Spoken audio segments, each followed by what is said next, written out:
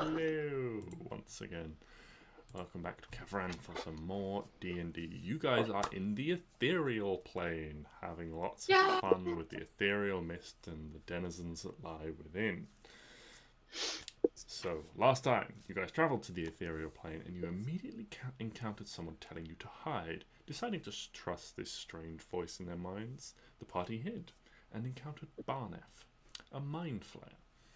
With Barneph, they hid from a group of 4 other mind flayers, and from them they learned about a population of mind flayers that was under the control of someone called Zernus the Magnificent, subjugated by a group of mind flayer enforcers working for Zernus, and kept weakened by their poor diet, preventing them access to their main psionic abilities. Barneph told the party he was trying to flee the island with a group of smugglers, meeting them at a place called the Crow's Maw. Barneph was unable to tell them anything about their target, the Spectatrice, however, but the smugglers, who travel a much wider area and know a lot more, might be able to help. They travelled with Barneph through the mists, finding their way to the Crow's Maw, a fort in ruins on the coast, used by smugglers to meet and store things. Upon their arrival, they found several dead smugglers who looked to have been killed by enforcers, only to discover a quartet of dead enforcers as well, bodies and armour rent by something larger and more bestial. The party explored and found a number of items belonging to the smugglers, including a strange conical lamp on top of a tower, some potions, as well as some equipment belonging to the slain mind flayers.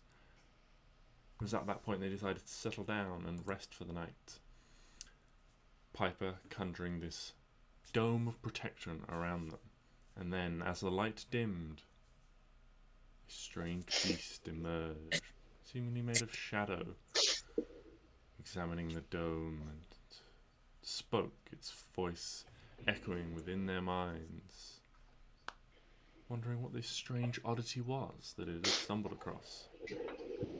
And this is where we pick things up.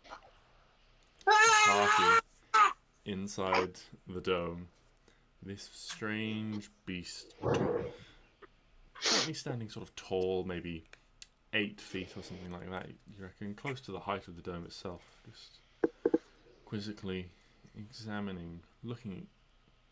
And at this point, I'll ask Piper, how does the dome appear? So the dome is, so I've sort of imagined it as this, like, it's obviously, well, no, I think it says it's opaque. So I don't think things can see us through it. I believe that is up to you how it appears. I believe you can make it that way. Okay. Oh, fuck. 2 character sheets. Let me just see anything. Actually struggling to read this. Temporary for brains, but larger creature. Or you just know the bar from advernturers, but yeah, so it's like a sort of like multicolored thing. It sort of looks like what would happen if you took this like glass dome or like slightly opaque dome and then shone a bunch of like spotlights on it in different places, then turned them off and turned other ones on. So it's a lot of like sort of like bright colors, like just sort of like slowly sort of mold, like going. Like a disco ball. Yeah, it is very, it's a little bit like an old-fashioned sort of disco ball type thing. But obviously, because we're in this terrifying place, the colors are ever so slightly muted, but, you know, he can't help himself. And I would say that because we're just here waiting for someone to arrive, I would say I would have made it, like, semi-transparent. Mm-hmm. So it's, like, harder to see people inside, but not impossible. And it's, you know, we can see outside. Yeah. By the way, creatures and objects within the dome, when you cast a spell, can move through it freely. All creatures and objects are barred from passing through it. Spells can't be cast through it. It's comfortable and dry. Other is a command. The interior of the dome is opaque from the outside, of any color you choose, but transparent from the inside. Oh right. Oh no, never mind then. Yeah, then things can't see us. We can just see outside. Yeah, there we go. That's very cool. Didn't realize you could do that.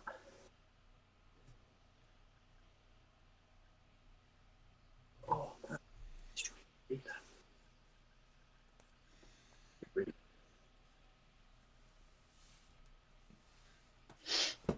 Okay.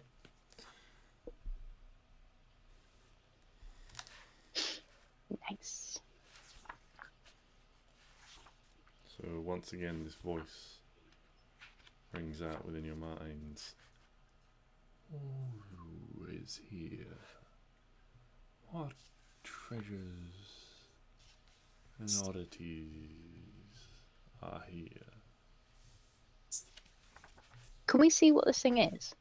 Yeah, so you can see there's this tall, sort of shadowy figure. You can see their edges are almost sort of frayed and blurred, like the shadow is indistinct, but they themselves have a long, pointed horns and just these sort of like glow. The only sort of point of light on them is these slightly glowing pale purple pinpricks for eyes, but they're like horned, and you can see they've got. If they were, you imagine if they are a physical being, it's hard to tell. They have this essence of shadow to them, but also physicality. They would be sort of tough and scaly and horned, with sharp teeth and things like that. And as you watch, they lift up and they just put a hand on the side of the dome, just pushing against it. And you can see the dome just lightly ripples where they make contact. No, it doesn't look like it's being damaged in any way or anything like that. You don't think there's just a sort of ripple, these coloured lights that are being cast over it, sort of ripple like lights on water almost, as they place their hands against it. Huh. Sense you inside.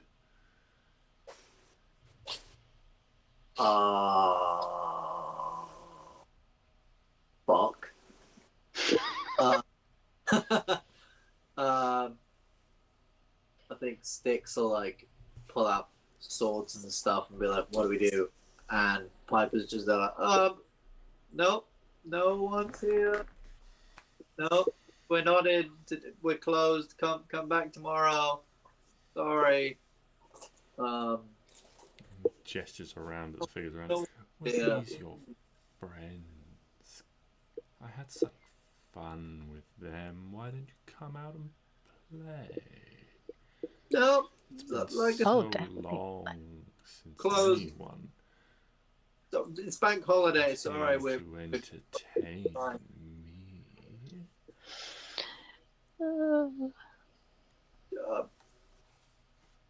Okay, that is my entire wheelhouse, people. That is it. I'm good. I'm gonna stand back here. Oh, I'm not an entertainer, so can't entertain anyone. Sorry.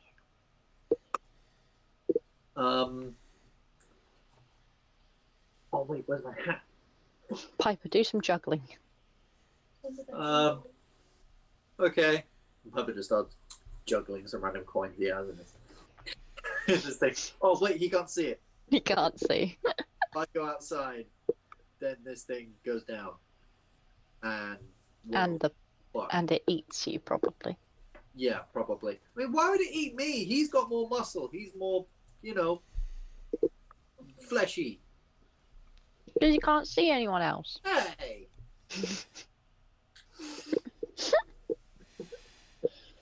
Wait. Oh. Yeah, you need the hat, otherwise I don't know if Elvis is talking.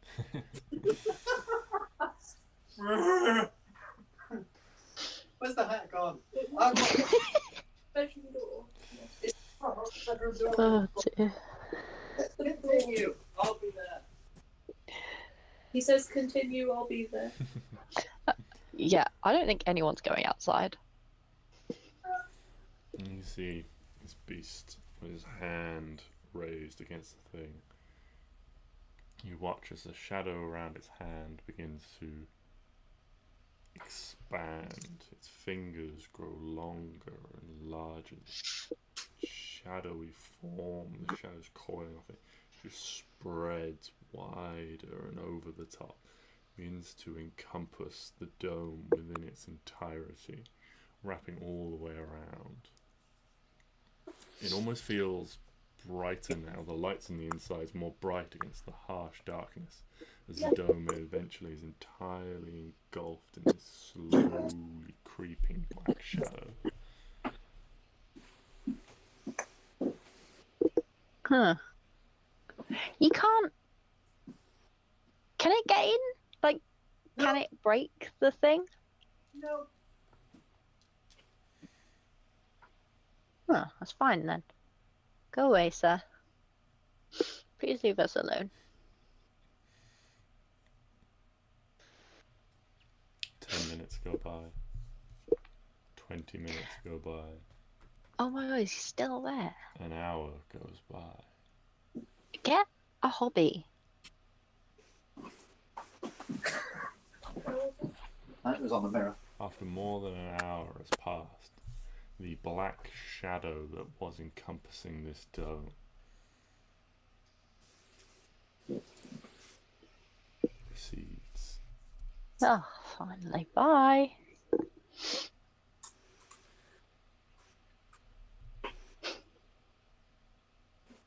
His voice, now sourceless, Oh, it's gone like invisible or some shit.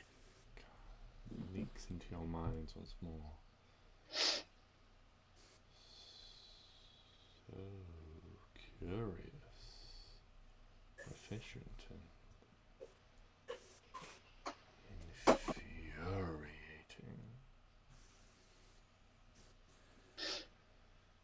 You will not come out willingly. Well, maybe I'll just have to come in. And there is this deep, reverberating sort of boom, and you see the outside of the dome ripples once more. As from the shadows outside the dome, a tendril of black energy lashes out, striking the side of the dome. Again, and as it does so, this boom, and the dome ripples. But the dome remains intact. It holds. And you hear this just hissing, just I don't like it.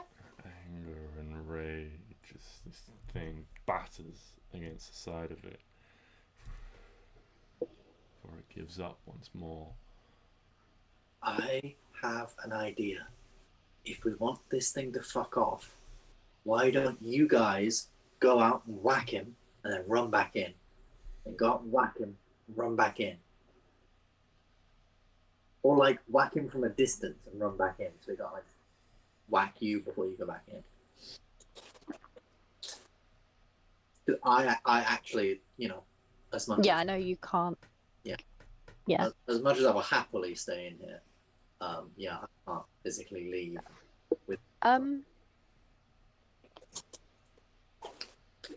Yeah. Yeah. Yeah. I mean, Can we shoot things through it? Like no, through the barrier? No, we have to be outside of it. can't cast spells, can't shoot things through. You can move through it, but I think, you know, only like objects attached to you. Can. What does that do?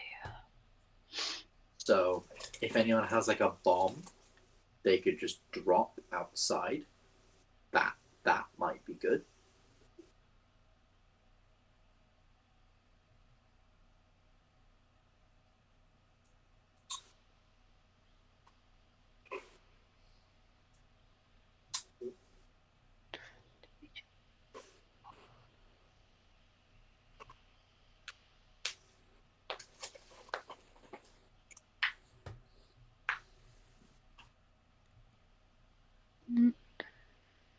Sorry, just looking at spells. Hold on.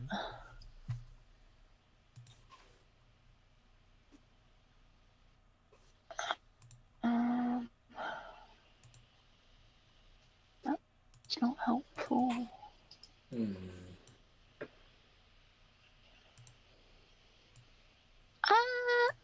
If I cast a spell to get stuff, does that work inside here?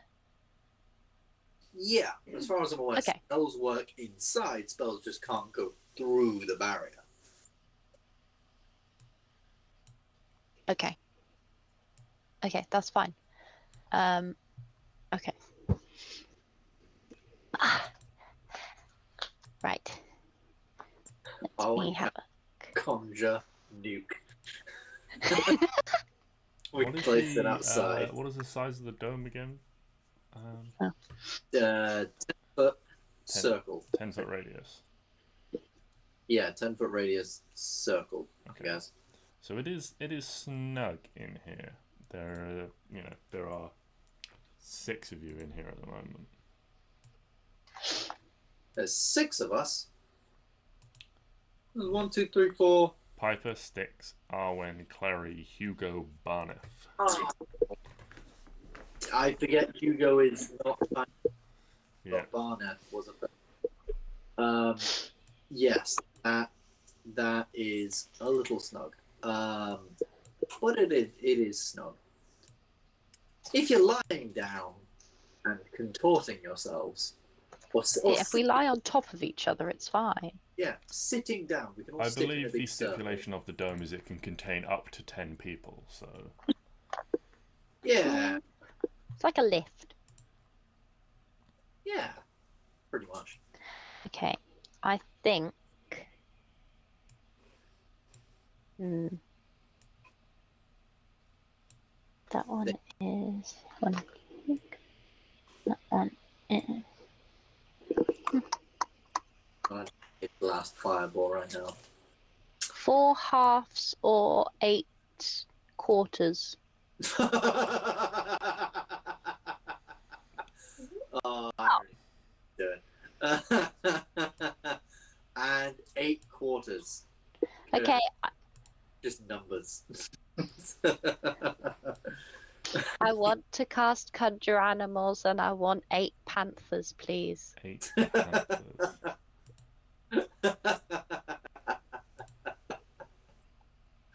Just step outside. Panthers. I'm not even stepping outside. I'm just surrounding the place with panthers. Wait, inside the thing? Well, Because spells If I- can't go through it. So. I'll stick my hand out. You will have Panthers. to That hand is exit. Like, basically, like, in your entirety. Well, if I cast them, what if I cast them in here? And then they just jump out. How many are you summoning? You say 8. Oh, why Yeah. is there no So black that's- cat? So there's 6 Oh, they of have. us They in actually here. have panther. Okay. Yes! So you're summoning 8. 6 of us plus 8 panthers. Yeah. Okay, I believe there is a creature limit This is a within the dome. So if you summon 8 creatures within the dome, it will break the dome's enchantment by breaking the size limit. But what if they jump out as they're being summoned? Because they Why all appear don't when the spell is you cast, and they all appear at the just same go time. Oh wait, no, we can't. No, yeah, he's like fucking off. So, like, just go the other side of the dome to where he is, quickly cast it, and then run back inside. I was about to suggest why don't we step out of the dome to make room for the panthers.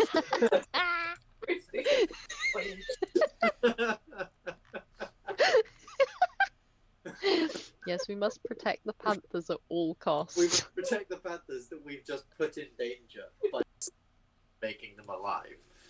Yes. But how confused would this man be? Exiting the dome and suddenly there were 8 panthers. I will say, I will like secretly love that plan because then A, all of you guys are out of here, and B, he gets 8 cat friends to protect him. Oh dear. Okay, is he still surrounding the place? You cannot. No, it is not surrounded. It's not. Or It's no, like I just do his 4 encumbrance bears. of blackness is not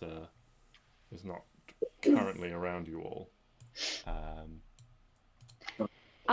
I might just do 4 bears. I'll do 4 bears Oh, okay. instead.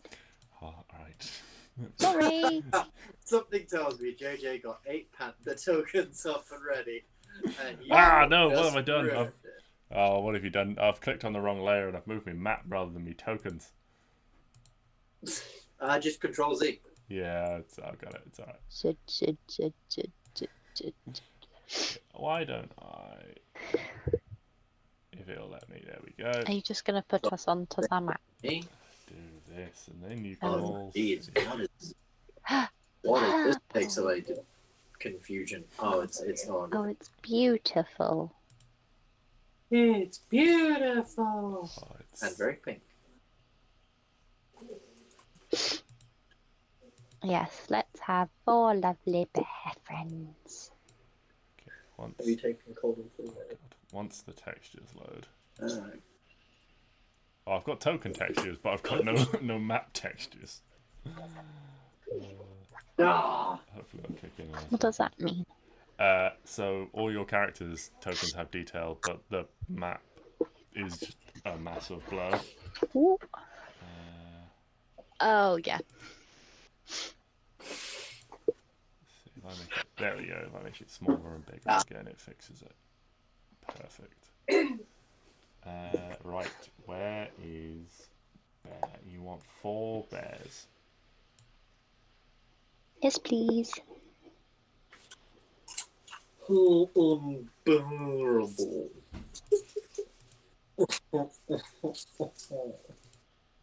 That was the worst thing you've ever said. Yeah, probably. That made me so uncomfortable. Good.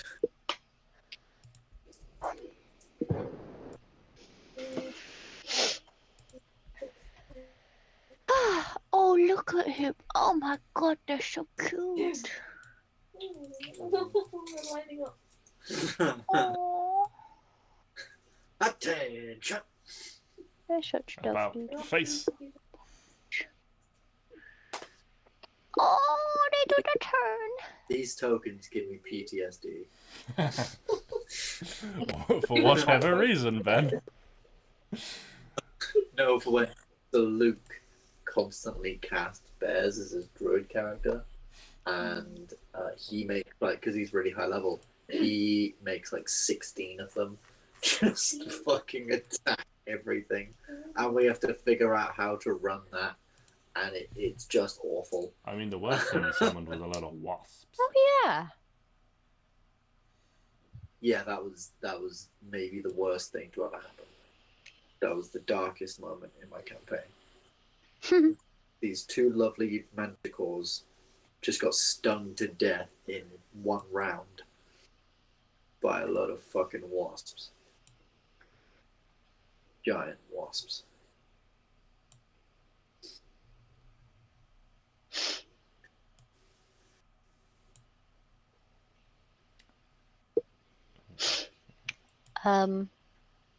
Is the thing still out there? You can't see it at the moment. And I will. Let me just. Are the bears eating it? No, hold on. I'll get to the bears momentarily. Let me just give you control of them. So you can Okay. move them around. What's that? A rather large fortification.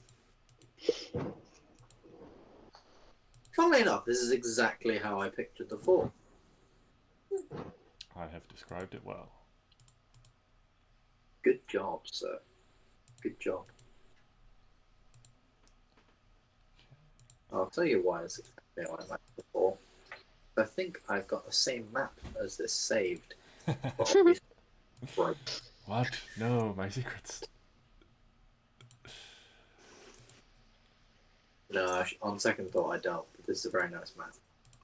Well, I'll give you a clue. It wasn't pink when I first started it, so. Well, yes. Well, Okay, so you should have control of the bears. So, Arwen, at what point where do you exit the dome, and where do you summon your bears? I don't need to exit the You dome. need to exit the dome to summon the If bears. I'm cast... Unless you're summoning the bears No, if I'm cast... inside. Is They there a can stay stipulation on the in. size of creature for Leomund's tiny hut? Or does it just say creature? It says spell ends if you leave its area. 9 creatures of medium size or smaller can Okay. fit What size are these? you. These Spell are fails if the area is a larger creature or more than 9 creatures. more than creatures 9 object. creatures. More than 9 creatures, yes. Because it's you and 9 other creatures. You and 9 other Wait, creatures. Yeah. Oh, so that's fine. Oh Yes, no, I- no, you're included in the 9 creatures. That's my bad. Ew, that's such like an uneven I know. I'm trying to think. amount. In what instance does the 10th person make a difference?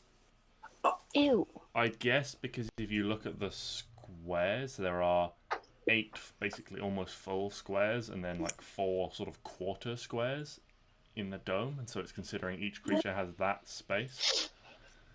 Oh yeah, I kind I of guess is why it's 9. I always thought it was 10. I think it should be 10. Let's all vote for it being 10. You know what I mean? The spell ends if you 9 creatures of medium size or smaller can fit inside the dome with you. Oh yeah, yeah, which means I'm not included. Which means no, it is 10. Oh, and peace was restored to the Oh, galaxy. thank God.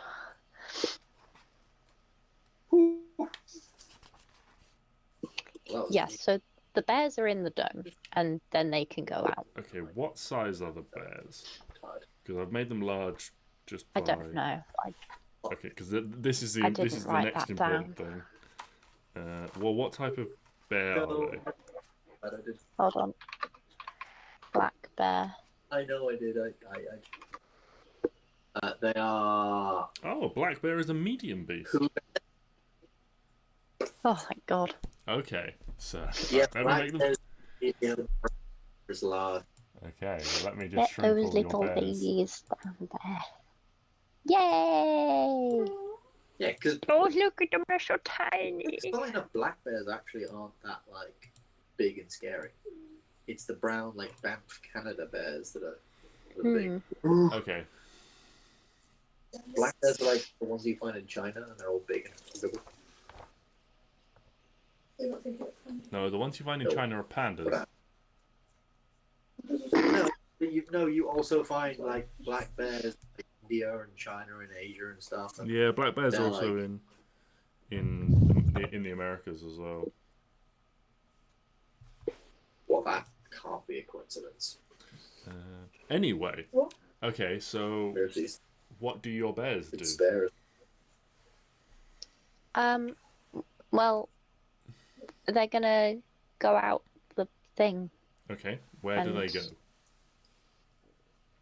Just they're guarding. Look at them being good guard bears. Okay. Can we move? Oh no, he needs to go that way. He's in the wrong place. There we go. Look at those guard bears. Okay. Hunt for where- honey. 1, 2, 3,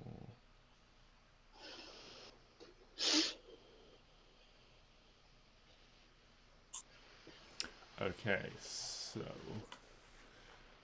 what is the AC of a black bear, please? 11. 11. Alright.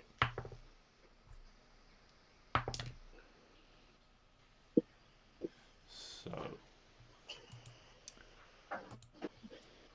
as 2 of the bears exit, hidden within the shadow, now only revealed to you when they move, these two tentacles, the same as the ones that grabbed, I believe it was Stix before, lash out of the shadow, wrap around the bears and pull them in tight against them. Also, they're not being eaten. Each bear I takes... drained of life. Each bear takes 7 necrotic damage. Yeesh. And is grappled in. The other two, on the south and the east side of the dome, are free to move around as you wish at the moment.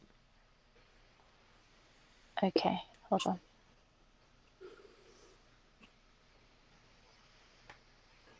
on. Okay, on the... Oh, he's moved. Why is he moved? Because he was pulled in by this tendril. Just one of them? No, both of them. This one here.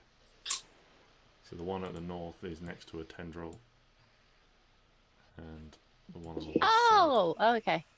is next to a So tendril. they're... Hidden within the shadows. They were impossible to distinguish until the bears moved and these tendrils Oh, I can just... pseudopod like tentacle like arm wrapped out and dragged this creature in. Oh no, it's the bear. So that's that many. That's that many.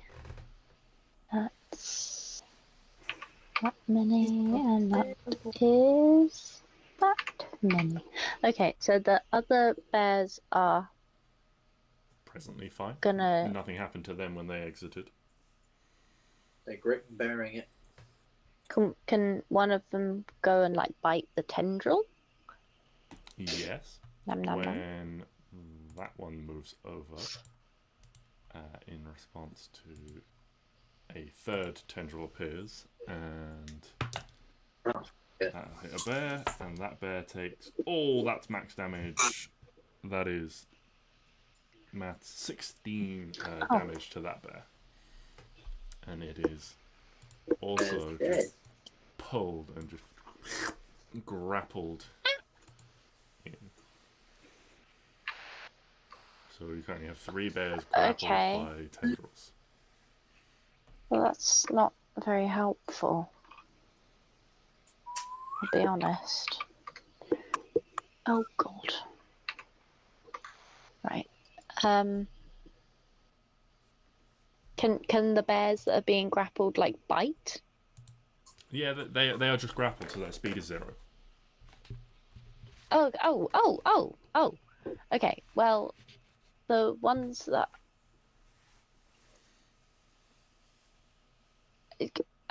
is there like a place that the tendrils are coming from? These all look like... It basically looks like a giant sort of tentacle. Now you can see it. Now it's moved and acted, and is no longer indistinguishable from the dark shadows cast by the wall. You can see that there is this sort of large collection of fleshy, sort of shadowy tendril, and then this... It's basically like a big tentacle that is like stuck onto the wall like a big mollusk. So it's sort of thicker at the base and reaches out and wraps around the bear. Can this one run over here? Yeah, you can run over there. All the tendrils currently are grappling a target, so they're not moving. Oh, Jesus. Okay, and then try and bite at like the big sticky bit on the wall. Go for it. Okay. Oh, it's got multi-attack. That's good. Okay. I mean, we're not in combat, so I'm happy to just say this bear goes around, like, and the bears can, still move within and sort of, claw themselves. So while there is no threat, the bears can, like, claw all these tendrils to pieces, and eventually they are, like, torn apart and destroyed. Ah, excellent. Nice. can they all like gather on this like bit Yeah, when they get out? Yeah, your bears gather like below the wall there, where you order them to be. And start trying to bite at the bit on the wall that's going. Oh, it's gone. Like it's like the one that was left has already like torn it all, and all the tendrils have been like destroyed and dispersed, and they just sort of dissolve into the shadowy mist, and like the ooze of them just like disappears into the ground. Oh, Nice. so is it dead? The I guess. tendrils that have grabbed all the bears, yeah, all the 3 tendrils that were active that have grabbed the bears, they've all been Oh, clawed okay. and destroyed. Okay. Okay, well, the bears will go back to standing guard. Like the good. In response to things dying and the area going somewhat silent, I think Stix will be like, okay, don't worry guys, I will go out. I will go out and I'll make sure the coast is clear. I don't think it's dead. I think just the tentacle things are dead. Well, someone's got to go out and see where the fuck everything is and what the fuck's going on. So, Okay. Piper is Piper's not going to use any of his fucking inspiration. He thinks this is a dumb idea, but Stix thinks it's a smart idea. So yeah, Stix is gonna take a step outside. Is there like a check I can make to determine or identify? Yeah, Like, I mean, if you're looking for something hidden, you can make a perception check. Can I use divine sense to? Yes, I forget this every time. Remind me the types of creatures that Divine Sense can see. Is it celestials, fae, fiends? Yes, celestials, fae, and fiends. Yes. Yes, there are none of those types. Celestials, fiends, and undead. Sorry, celestials, fiends, and undead. There are no celestials, fiends, or undead within your senses. Fucking fantastic, guys! I think we're safe. Before you jinx it, can Yes. I don't know. Hold on, 2 seconds. I can cast see invisibility, but I don't know how. Oh, because of my stuff. Fun. Okay. Because of your stuff. Yes. The fire staff? No. I have 2 staffs. Ah. Oh, your rod of I have alertness.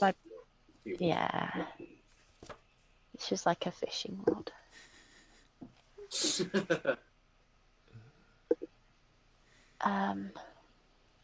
Do I have to? Is that like my action to cast one of the flying spells from it? Blah blah blah blah blah.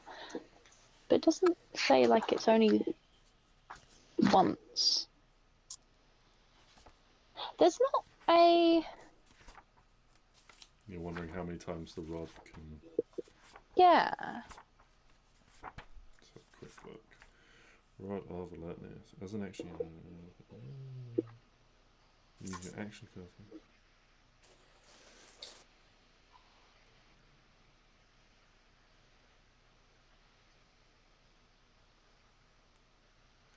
It doesn't say.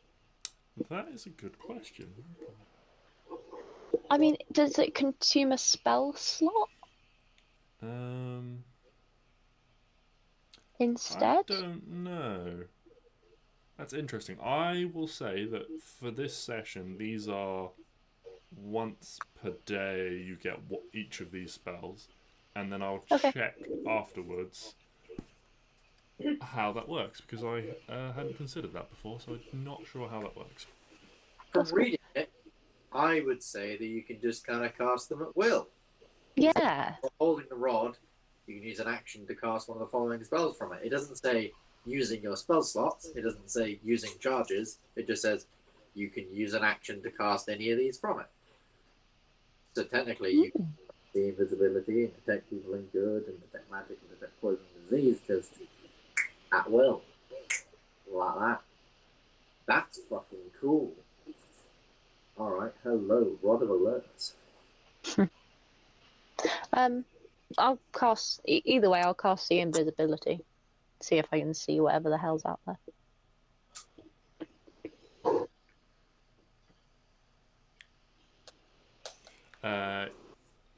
You cast see invisibility. Yes. An interesting spell again, because they are not invisible. Are they not? Are you sure? The invisibility is really dumb spell. Because What is the wording on see invisibility? I see everything. That's what the wording is. Well, it's not true. So, see invisible. For the duration, you see invisible creatures and objects as if they were visible. You can see into the ethereal plane. You're already there. And ethereal creatures and objects appear ghostly and translucent.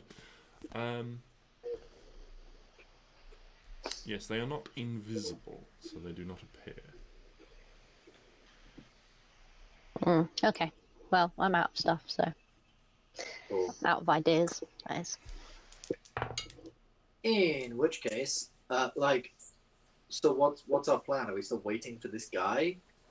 Were we resting? I don't think we were resting. I thought that we were waiting for someone to show up. What level are we? What level are we? Sorry. Level 14. 14. 14. Yeah. Not 15. No, not 14. What? Oh yeah, because you can detect Because road level 14, I can, as long as I can hear, I'm aware of the location of anything that's hidden or invisible. Oh! I'm not. I'm level 13. Oh. Oh! Oh. She's excited! Did I see it? Yes. I want to cast locate creature. Okay. Tell me about locate creature. Describe or Growing name a creature that is familiar to you. You sense the direction to the creature's location as long as that creature is within 1,000 feet of you. If the creature is moving, you know the direction of its movement. The spell can locate a specific creature known to you or the nearest creature that of a specific kind, so long as you have seen the creature up close within 30 feet at least once. Okay. If the creature you describe or name is in a different form, such as being under the effect of polymorph, this spell doesn't locate the creature. The spell can't locate creatures if running water at least 10 feet wide blocks the direct path between you and the creature. Okay. So you sense this creature is immediately to your right. Hidden in shadow. So, like, there. Yes, it is in that direction.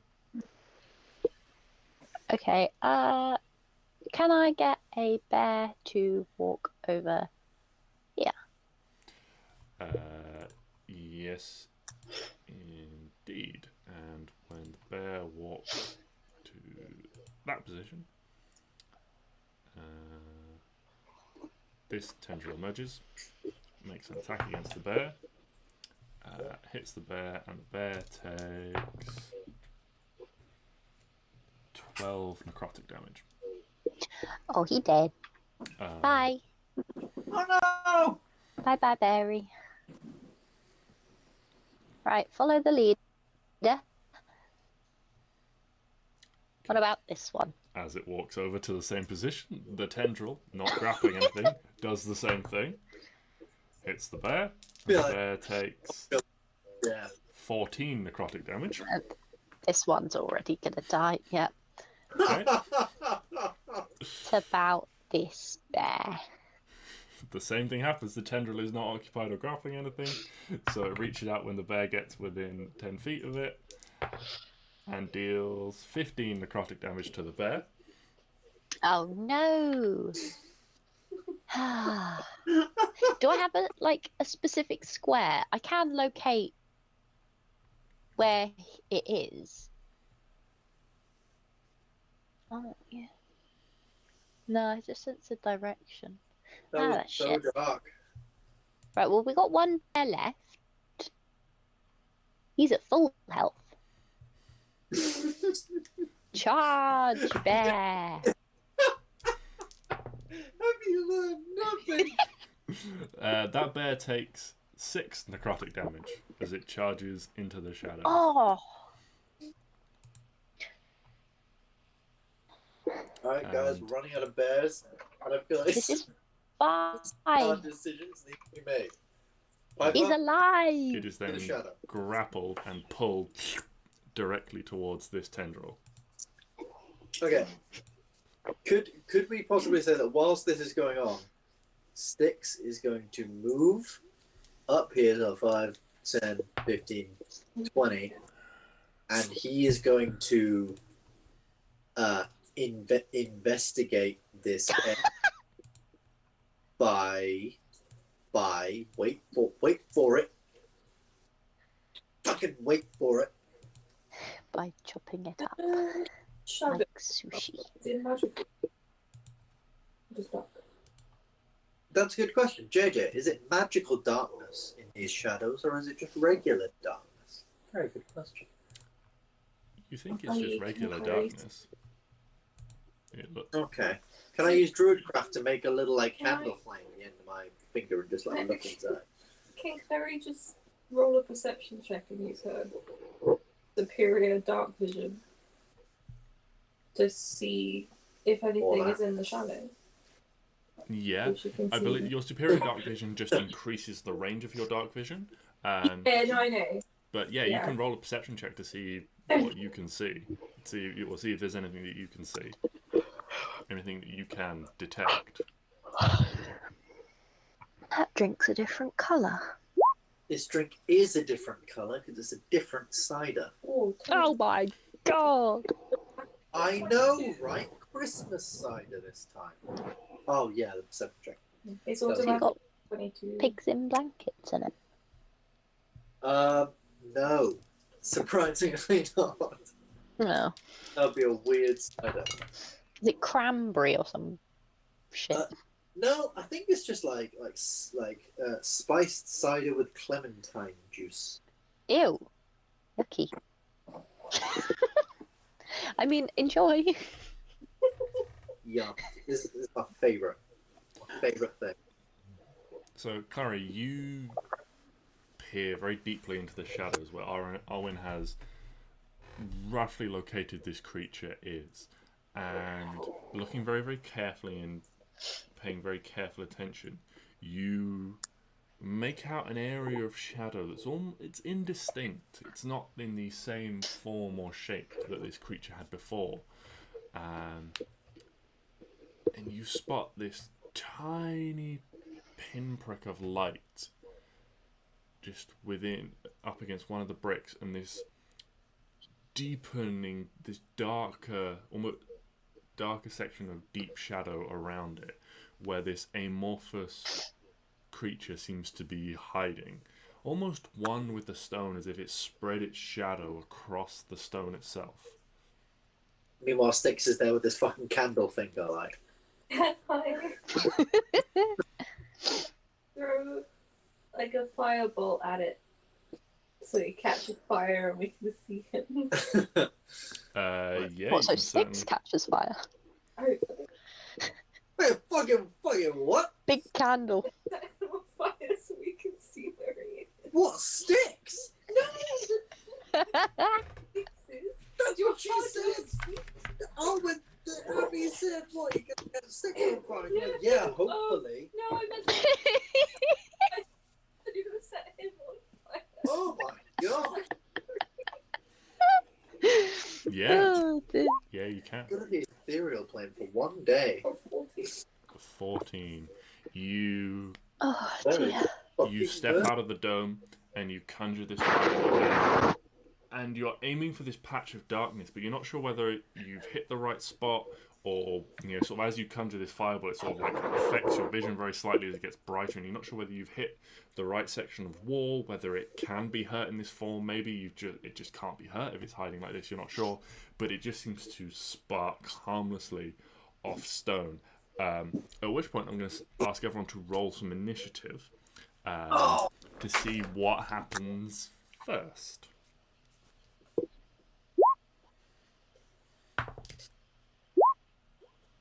Oh, am I? Fuck, Piper's got a +6 to initiative. I'm not Yes, 'cause it's rolling an with ability advantage. check. Yeah. Jesus. So if you hover over your initiative thing, you can see it's rolled 2 rolls for you there. You can see it's rolled a 2 and a 3, plus your dex of 4, so you've just got really unlucky. Okay, But it's just normally it has like 2 normally like advantage things. I got confused. does roll with 2, but when, it is set up to roll initiative That's cool. correctly. I just wanted to make sure. That's all right. Okay, so that is. The top one is Piper, the bottom one is Stix. Yeah. Can you roll for Hugo as well, please, Arwen? Oh yes, sorry. Oh my poor babe. Where's his initiative? Is this Hugo's first initiative? This is Hugo's first initiative. Oh, Oh my Another god! 7.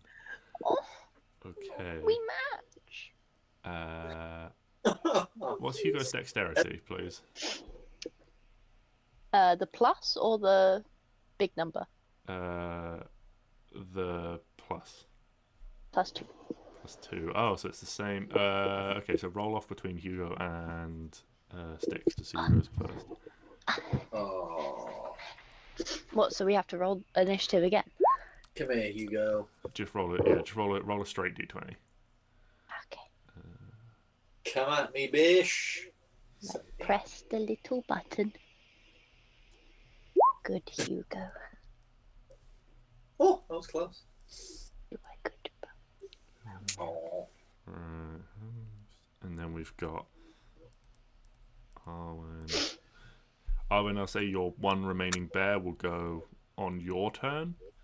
Yeah, that's so cool. we've got Arwen, then This bear that absolutely knows it cannon fodder now. then Hugo. It's just watched 3 other bears walk into this shadow and die, and Arwen was just stood there like, Go on. You as well.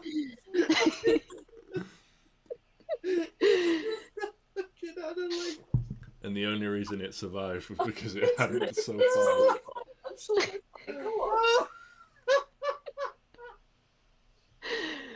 Oh dear. It's fine. And I can just imagine like Arwen sending this army of bears out into the darkness. Stix has got his little flame trying to look. And Clary's just paused, like, guys, he's right there. So, Piper. Yes. What is Piper doing? Okay. Piper, unlike everybody else, is not built for shadows and creepy things in the fucking darkness. And he is aware that he has a protective dome where he is perfectly safe. Can I roll like a wisdom save to see if he's brave enough to do anything useful here? Whilst he feels like he's fairly safe. It's up to you. I'm gonna roll. Oh wait, that was a wisdom check. Either way. Oh, okay, that would have been an 18 plus 1, 19. Yeah, Piper's feeling confident. And as I said earlier, it's only a 3rd level spell slot. I don't really care. I can take almost a minute to cast it, isn't it? But where's Piper's sheet? Alright. Instead, Piper is going to You know, actually, Piper's going to keep inside the dome because that's just the smart thing to do to give everyone a bit of place where they can rest. But Piper's going to just sort of pull out his mandolin and start strumming on it. And, I don't know, just start singing the Winnie the Pooh theme tune. Go on, Bear, you're doing great. And he's going to give the bear a bardic inspiration. So that bear can add a D10 to an attack roll, ability check, or saving throw. Aww. Because this is fucked up. But, Piper is definitely concerned for the life of this bear. Okay. I mean, the bears aren't real bears, are they? He does not know that. I believe they're considered fey when you summon them through this spell. Oh, that's even worse. Piper's fey. So, yeah, that bear has bardic inspiration. Okay. Any actions? Action. I don't think there's anything I can really do because spells and other shit can't go through. And that's like 99% of my fucking forte. So I guess, no, not right now. No, just that. I guess he'll, if you hold a spell, he'll hold a ray of frost in case someone goes.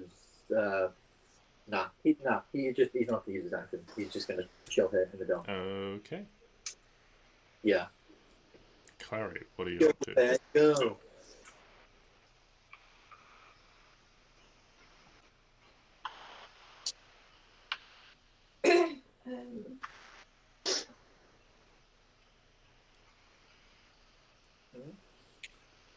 Effectively nothing. I gave the bear some inspiration. Okay.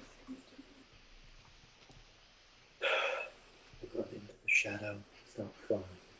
Prove this thing that you are the best thing in the shadow.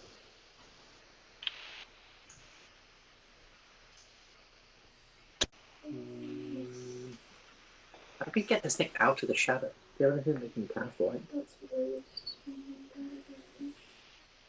Oh, things that cast light. Fuck.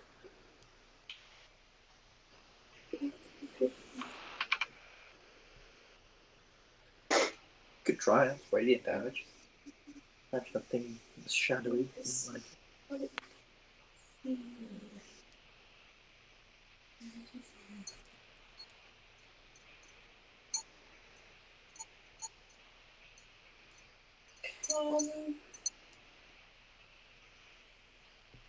Can I still see like the weird shadowy area? Yeah, you can still see roughly the area where it's concentrated.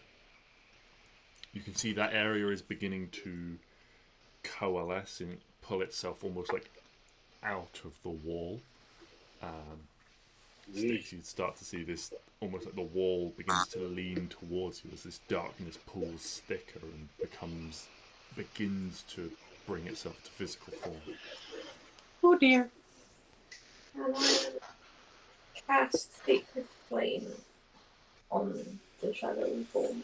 Yes, so I believe it needs to make a dexterity saving throw. Yeah. Indeed. That's a 3.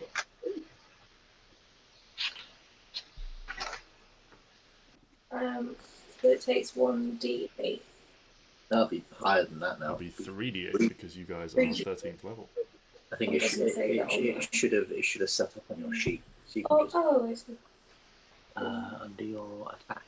Sacred Flame, yeah. Look at that. Yeah. 14 damage. That's Technically it's lower. Technically it's 15 because it's based off your wisdom, not your intelligence. No, sadly with Roll20 you can't set up your individual spells to be individual. You can, I believe. You can Oh, set, you can set the saving throw parameters to be spell or a specific modifier. I'll help you. So, Oh, yeah. There you go. Right. Yeah. You have to do the same thing. so you cast a spell, and there's this glowing sort of radiance spreads over across it, and Stix, you see this large, almost sort of like 15-foot wide section of wall where this all is pulling out, and these shadows are slowly forming limbs. You can see it's almost like something is pushing out of ooze at the moment as it begins to take form in front of you, and then it's lit up by Clari's sacred flame, and there's this hiss, this telepathic hiss of pain that runs through all of your minds. And it pulls itself out of the wall and stands before you once more. Yeesh. Ew, what the hell is that? It's naked. It's that shadowy Pokemon. What's his name? The purple dude, the big smile, the big eyes. So, That looks nothing like a Gengar. no. Does it? I've got my character sheet in front of it. I can't see. It could have been exactly Gengar. You would. No, it doesn't look anything like Gengar. It looks very, very dark. Because of the screen. Is the TV screen bright all the way down, or is the laptop? I turned the TV screen for this mode. I turned it down. So It's it's, HDMI. Yeah. it's going to make some attacks against you, Stix. Bring it, bitch, is all I'm going to say. The first attack, you see these two glowing points of pale purple light emerge and lunge towards you, fangs emerging out of the darkness. That is a 21 to hit. I actually don't think that hits me. No, that doesn't fucking hit me. No. Next, you see these two arms emerge, claws on each, and these two swipes come down at you as you dodge back from the bite. That's a 25 and another 25 to hit. That one does. And that one does. Okay, so the first claw attack deals 19 slashing damage. And the second one deals 14 slashing damage. So that is a total of 19 plus 14, 33 slashing damage. 33 slashing. Alright, everyone remember that. You see from behind the shadowy form spins around, and this large tail whips around, and unless it rolls a 1, no, it slams into the bear where it's grappled by this tendril. And the bear, I mean, I'll roll it, but the bear takes...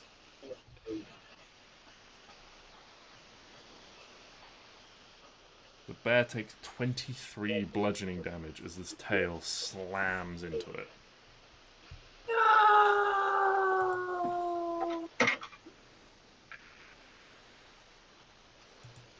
Well, that's one less thing to worry about. What a waste.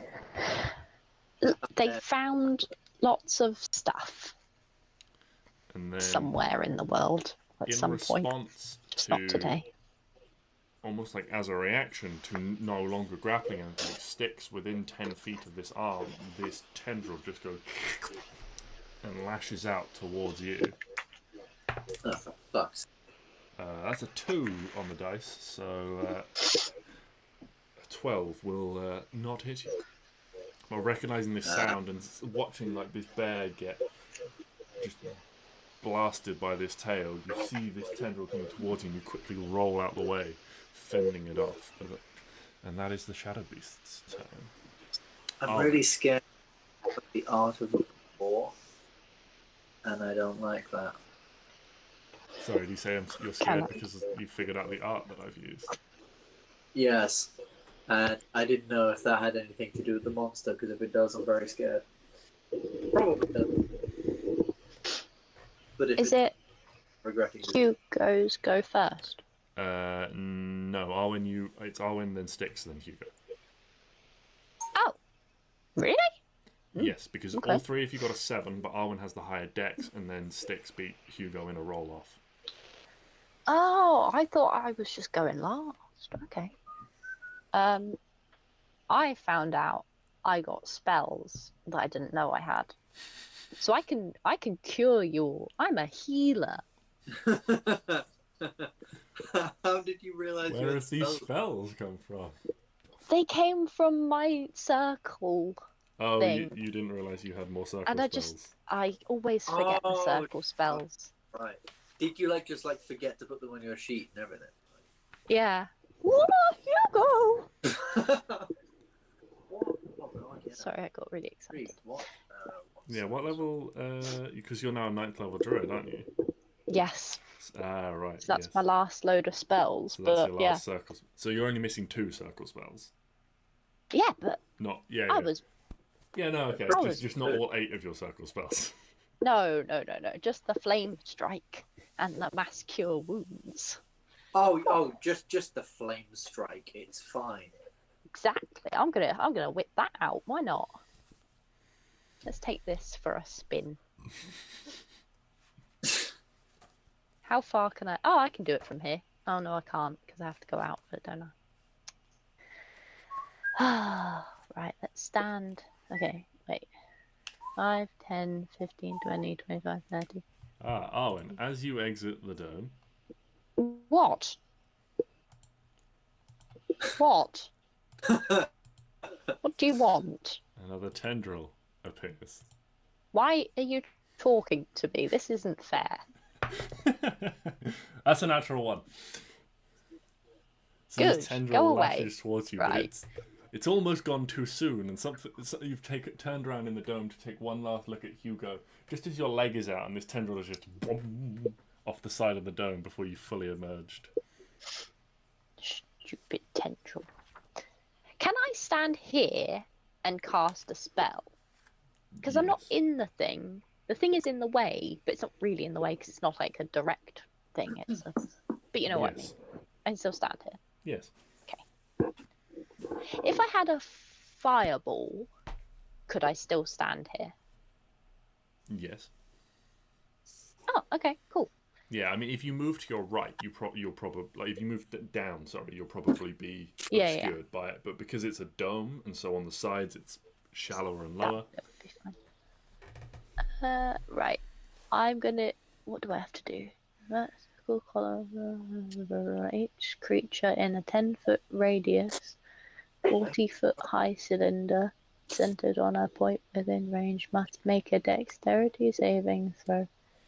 Right. Can the big thing make a dex save, please? Yeah. It's a 23.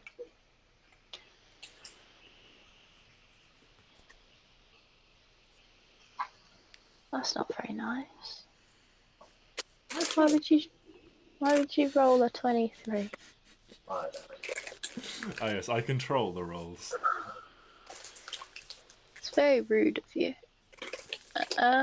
I think if I click that, nothing's gonna happen. Oh, it does happen. Okay, that's exciting. Boop. Right. That, but half it. Okay, so it takes 15 damage. Oh, that's so shit. As this column of radiant fire rains down upon it. Is this a permanent effect? Is this like a consistent thing, or is this just like a one and done? I think it might be a one and done. Okay. It says casting time 1 action. Yeah, we're looking for the duration. instantaneous. Okay, yeah. So it just appears, it does its damage, and it's done. It's so annoying. What is the high? Oh, I wrote shit on the fire. Stix, what are you up to? Oh, nothing much, just chilling out. Yeah, Stix is going to pull out this new fucking spear of his and give it the proper welcome into the life of an adventurer that it deserves. Go. So, Stix is going to pull out the Starfall spear, has 10 charges against 1d6 plus charges.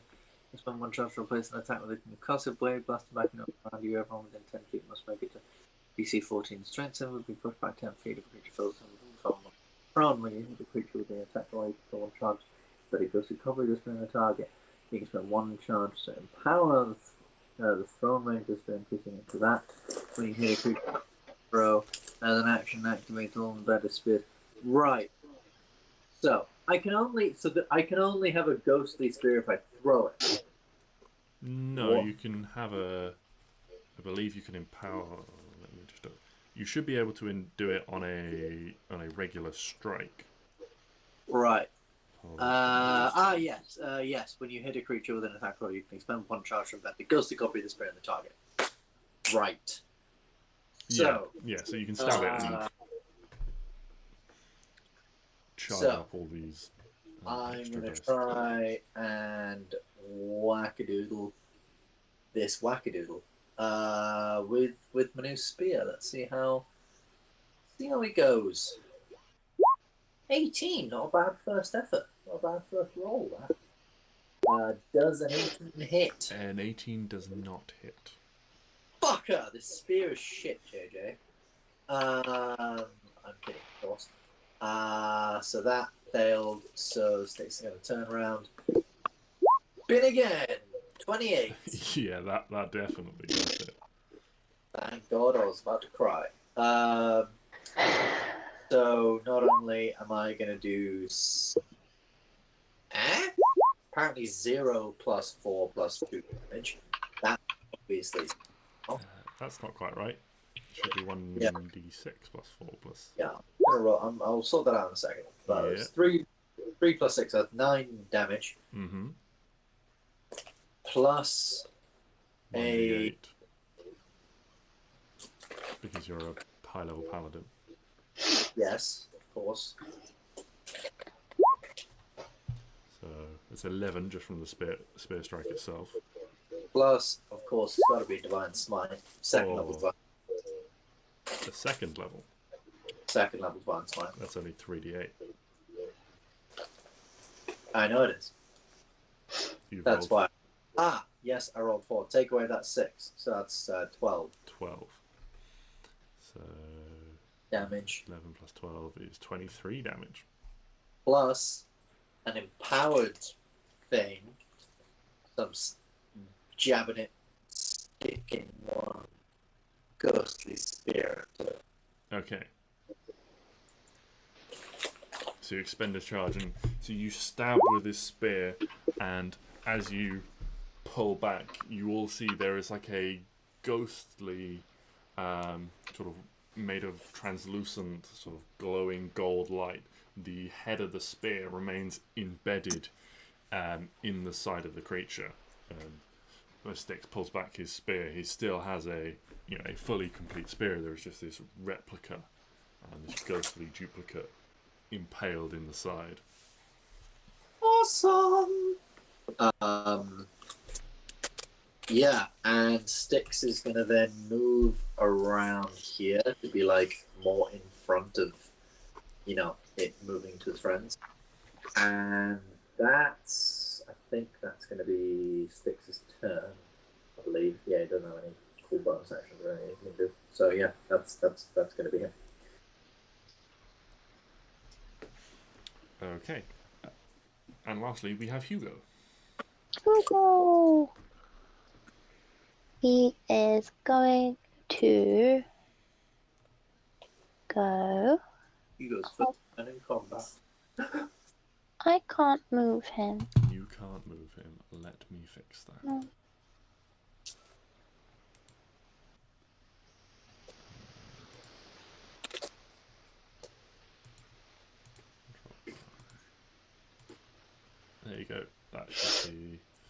Sorted now. He will go here. Because he's a good boy. Okay. And he's gonna acid breath. As Hugo exits, No. another one of these tendrils appears deep in the shadow. It's, you're getting the sense that these things are almost imperceptible until when they are in shadow, until they move, and it is going to strike. That is a 22 to hit Hugo. So this tendril wraps around, grappling Hugo, and he takes 12 necrotic damage. So he wraps around and grabs him, holding him from moving any further. But he still has his action to attack. Okay. He's still going to acid breath. Okay. What is that a dex save? Sorry, just reading it. Yes. Oh, that's really high dex save, so. That's a 22.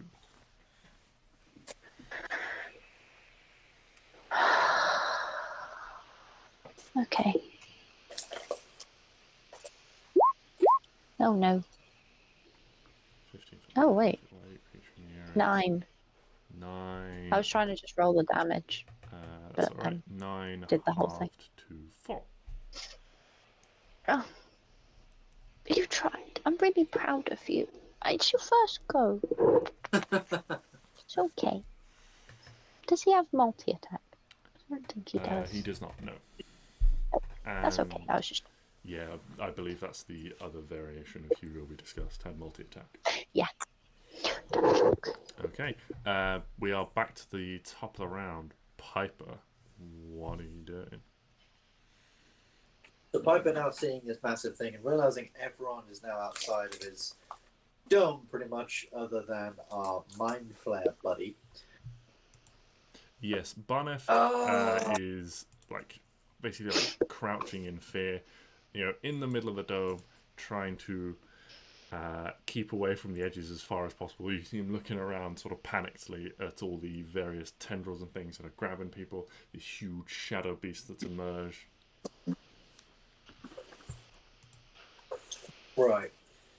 So, I guess Piper's just gonna, look at Barneph and go, I'm terribly sorry, but I think the time has come where we both need to, probably be a bit more fearless and get out of here. So, and Piper pulls out his swords, and he's gonna. Is it an action to light them up, or is it just? They are moon touch blades, are they not? I believe so. I believe they just glow. Cool. So he takes out his swords. They light up in a 15-foot radius around him. And then so the dome is now gone. As he cancels he runs out of the dome, cancels it. Where does Piper exit the dome? Up front here. Okay. So he goes 5, 10, 15, 20, 25, 30. But he can't get a flank on this thing because there's that fucking wall there. But he's hoping that maybe Stix will come around later on. And I guess Piper will start whacking. By cast. Would he do more damage if he did that?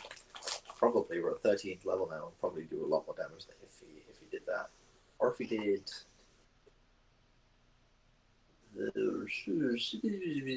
One moment. There's a lot more spells here than I seem to remember there being. Yeah, he will.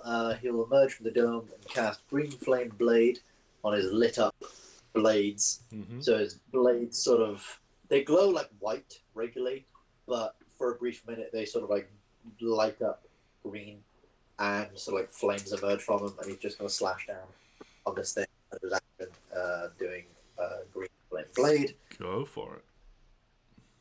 So I believe it's just a scimitar attack. Fucking 14 bitch. won't hit. No, it won't. Because this guy is so I don't think there's anything else with Grimflame Blade. But, like if you miss, then something happens. If you miss, you miss. Yeah. Yeah, like most cantrips, they are. If you miss, you miss. Yeah. So he tries to strike, fails, and then immediately regrets the decisions he's made. I think my flourishes can allow me to do something now, but he's not using one of those right now. That is Piper's turn. He tried Green Flame, failed. Okay. Klari, what are you up to?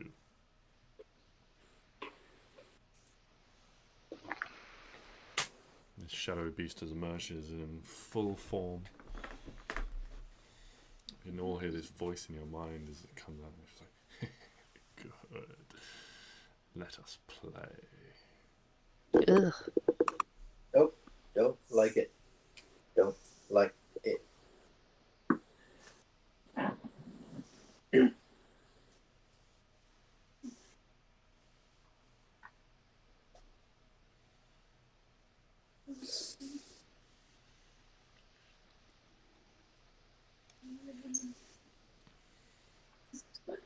The white ones or black ones? The white ones. I need 35.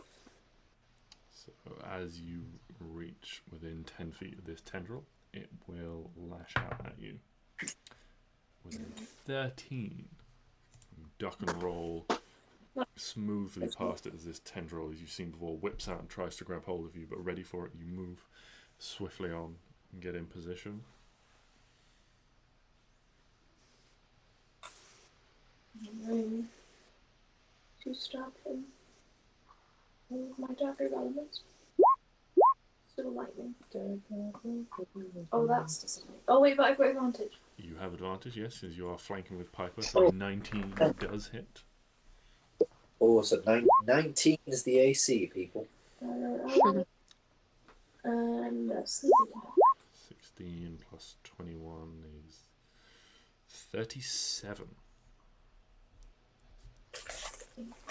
And the lightning, as it strikes in, and normally you're used to seeing sort of these bright arcs and sparks come off people when you stab them and the lightning discharges through them. You still see these rivers of lightning just cascade over and spark throughout, but they are more dull and muted, like a lamp covered by a shade now, it seems.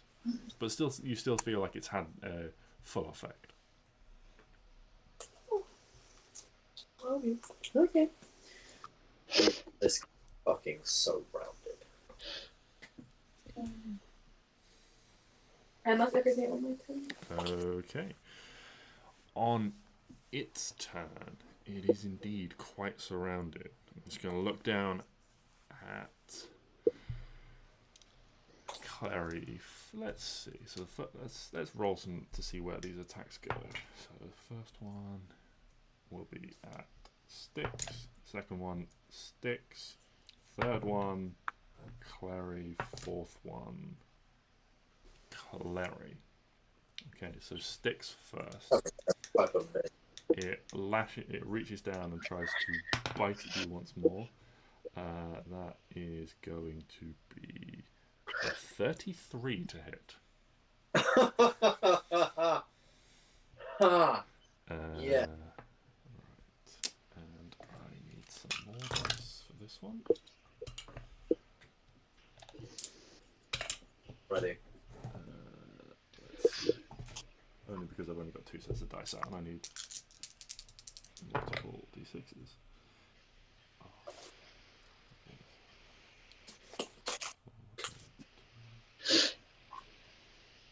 You take 24 piercing damage as it bites you, and can you make a Constitution saving throw, please?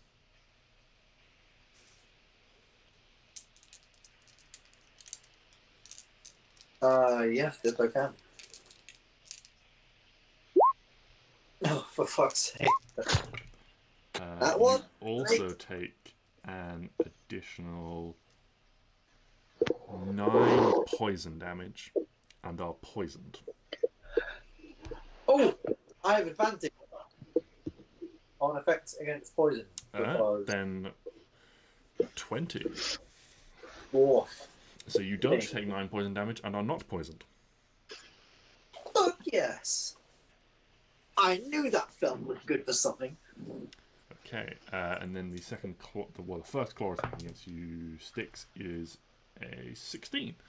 So with its jaws clamped onto you, it doesn't seem to get the claw strike in the right way. And then the second claw strike and the tail strike will be against Klari, which is a 27. With the claw strike against you, Klari, deals 13 slashing damage. And then the large tail comes around and that is a 31, and the tail deals, where are my d10s? There are my d10s. Tail deals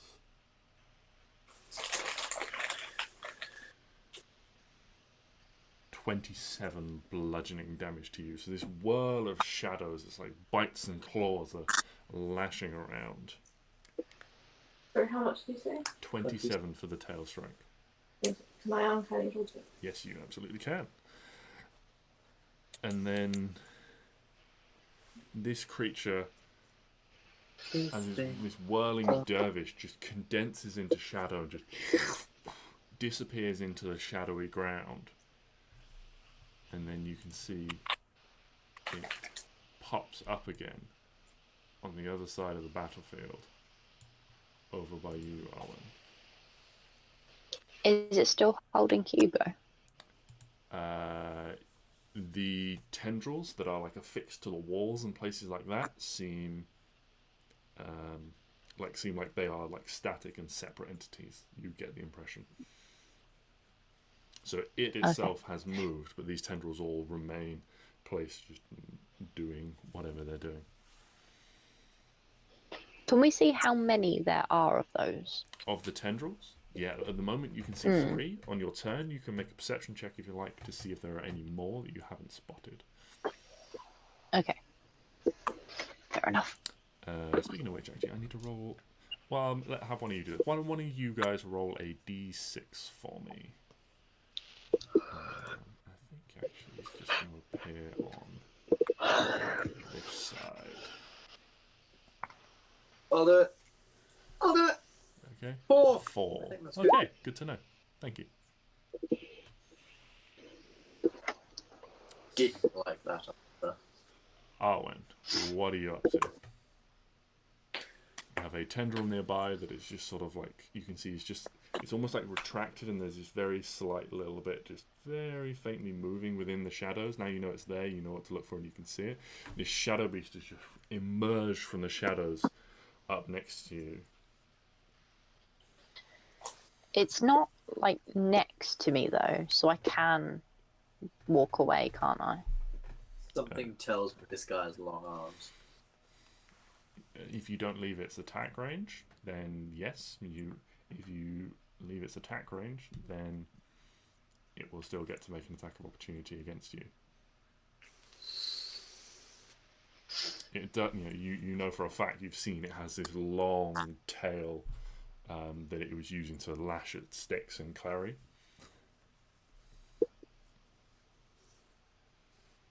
My bow's not melee, is it? No, it's range. Your bow is definitely not melee.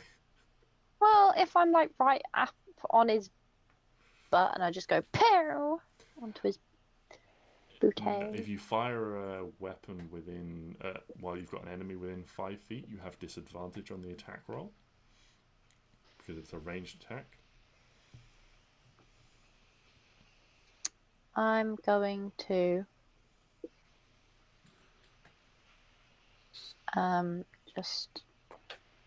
just gonna. Great, good, excellent. Great, good, excellent. Do I have to hit?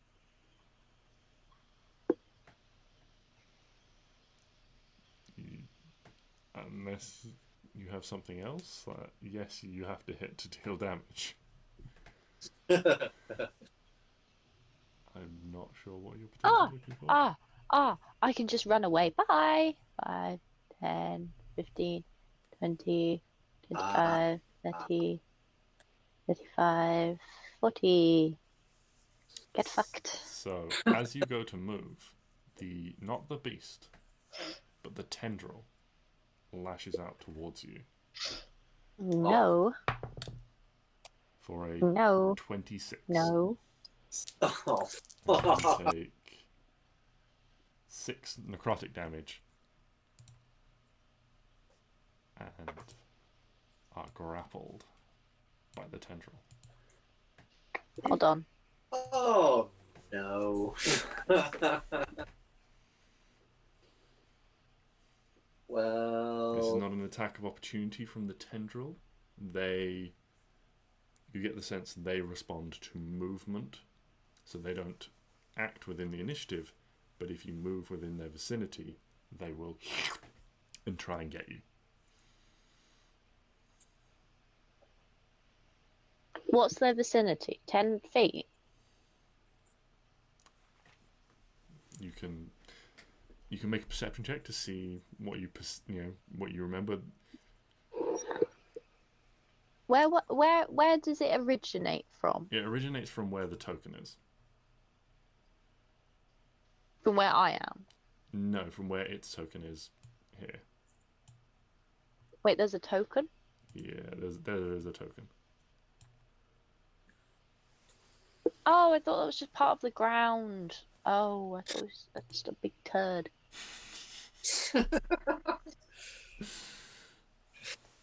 the shadows even did have to wait an hour for us to leave the thing. Sometimes you gotta go when you gotta go. I just wasted stupid things I knew would never hit. Stupid. Stix, Carry on. what are you up to? Well, Stix is suddenly very concerned for the fate of Arwen. So he is going to go 5, 10, 15, 20, 25, 30. Right over this way. Mm-hmm. And is going to grab onto Arwen. Yep. And is going to be like, hey. Hi. Let's get you the fuck out of here. Hi. And he's going to dimension door him and Arwen. Okay. I'm gonna say like over. There's a place not near Shadow.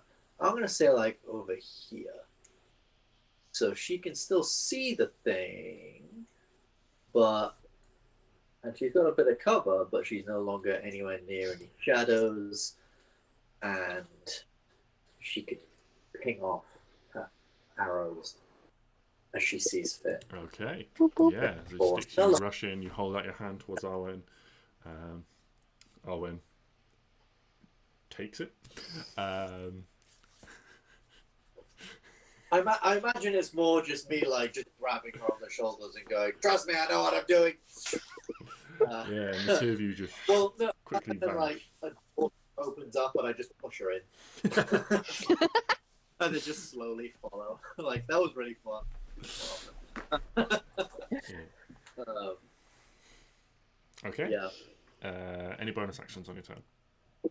Yes. Then I would like to bonus action. Nope, can't do that. Can't cast 2 spells on the same turn. So, in which case, I am done. Okay. Yes. Hugo. Hugo is currently grappled by a tendril. Oh, God. Oh, What no. does... Oh, sorry. Can I give myself my free healing word for the day? Yes, of course you can. No, because that's 2 spells. Fuck! Never mind. Well, if I do this, will it... Is that... Is he That's not the strike? damage, is it? No, Yes, that's No, the that's- attack roll. which is fine. That's not damage. That's just if it hits. That's just an attack roll, yeah. So Hugo lashes out Okay. at this tendril, and his claws Yes. like sink in and start to like drag through it, weakening it. Yeah, that hits. So you can roll all damage. Like, aha, 8. 8 slashing damage. Okay. So proud of you. What a good puppy. Anything else? He can't do anything else. Okay. Piper, you are up again. Is he still Piper. grappled? Really quick. He is still grappled. going. It's either attack Thank you. or try and escape. Oh, I didn't know if it was like if it died or something. No, it's I still. was just making sure.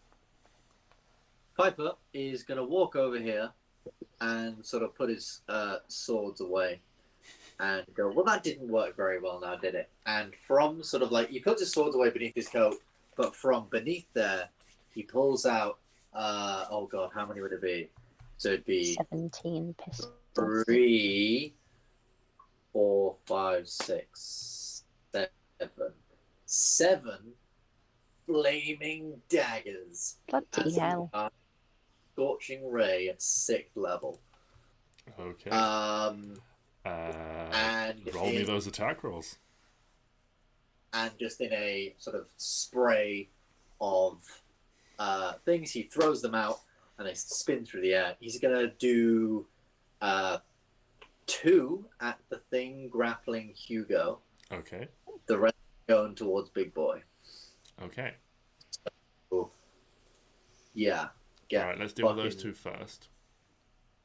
I imagine some very great anime sequence. Yeah, this is the one time Ben and Dodd is an anime. In anime sequences for people, it's very, yes, it's very. Tell you what, easier is I have a +10 to that roll, and Yeah, so then that first one hits. and the second one. The second one also hits. Cool. So that is 4d6 damage against that thing. That's 19 fire damage. That's a really good roll. Yeah, so that tendril just burns up under the assault of these 2 blasts. Cool. And then I'm just going to roll 5d20, add 10 to each one. Okay. See if they hit the shadow creature. Miss, That miss. is a shit. No, sorry, miss, fucking hit, miss, show. miss, hit. So 2 hits. That is so sad. So another 46. Oh, that's such bad damage as well. That's only 9. 9 damage. Not a full swords part thing. Yeah, just spins around. Or at least some of them do. The rest of them just sort of fly off. It's potentially the first time Piper's cast all of this outside of maybe like a juggling routine or something with these flaming daggers, and trying to get them all on the same target is just a little bit much, maybe. Yeah, he tried doing that thing with like the spinning person on the wheel, Yeah. but it just then he realized that it's high risk, low reward act. Okay. Klari, what are you up to? Unless you've got any bonus actions, Piper. Bonus actions, no, I don't think so. Not yet. Okay. Klari, what have you got for us? Oh, fuck. Where does the big guy go? To the left. Am I blind? Yes. Or like you just mean like in the shadow? No. In the shadow. So like that next to the mouse. Oh, I see him. Yeah. Yeah. That was very hard to see. I was looking on the screen for a mouse. I was like, there's a mouse? And then I realised.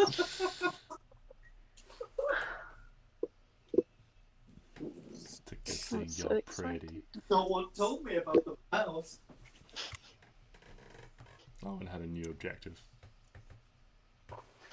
President Squeakers, get down.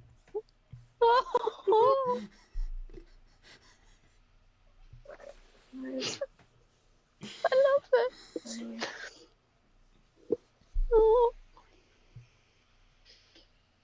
Okay, well, as you go to move Klari, this tendril within 10 feet of you lashes out. That is a 15 to hit.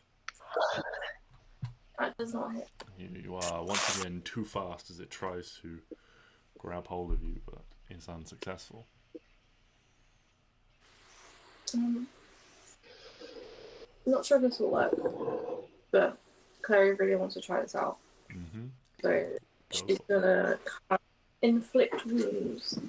That is a touch spell. Is it?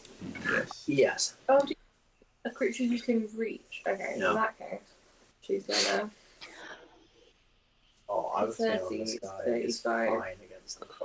40. Yeah, that's what I was thinking. But I think you might as well give it a try. yeah, I thought it was worth a try. 40. And then Oh. we'll bonus action dash. Okay, Right. as you walk within 10 feet of the other tendril, it is going to try and grab you. That is a 20. That does hit. Yeah. So Mother. it grabs you and it pulls You're you like, in yes. to here, grappling you. Your speed becomes 0 as it deals 8 necrotic damage to you. How rude. It's incredibly rude. Oh, they ain't on ranger. Can it not, like, grab her to there and then she can just... Well, it grabs from the point when she's within 10 feet and pulls directly that's in, so she's tried to go around and come within it. Yeah, no, that's fine. Unfortunately, that is where Clary's so fast as to dodge the first two, but the third one is the one that gets her.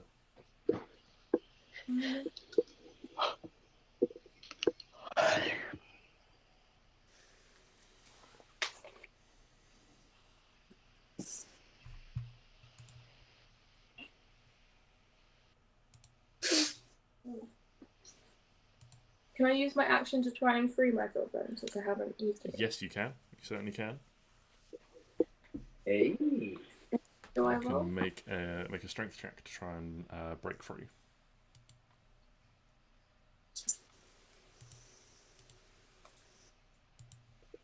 18. Yeah, so this thing grabs you and you use your action, you like push against it using like its momentum as it tries to pull you in to just force some slack and break your way out again.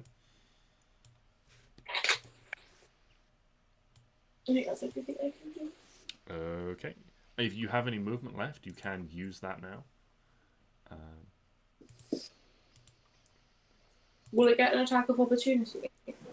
The Shadow Beast might. This thing, the tendril won't. They respond to movement, and having already responded to your movement this turn, it won't act again. Okay. In that case, I'll go 5, 10, 15, 20, and back up to keep. Okay. The Shadow Beast will take an attack of opportunity from that movement with its 10-foot reach. The claw comes out and slashes at you for a 17 to hit. That does not hit. So Klari, fast as ever, manages to avoid this claw strike, brushing off the tendril and making her way free.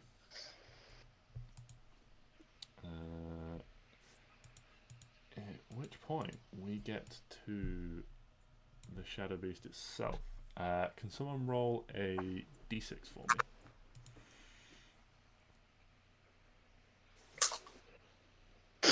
I can. Okay, go for it. A 1. That is not the result we're looking for. Yes. Is that the result you're looking for, or the result we're looking for? The feeling is the result we're looking That is the result you guys are looking for. Ah, Right. I will. I'll let you know. This is a recharge ability that it is trying to regain. So you guys want low, and I'm looking for high. But But in lieu of that, no. this thing is going to move 5, 10, 15, 20, 25, up to here. And we should do the same thing again as it sort of chuckles. It's like, let us play. And we shall see where the first one's going against Arwen. Is a 19 to hit you, Arwen. I think yes. Okay. So these large jaws come down at you. This looming face comes over you, and you take 19 piercing damage. And can you make a Constitution saving throw, please?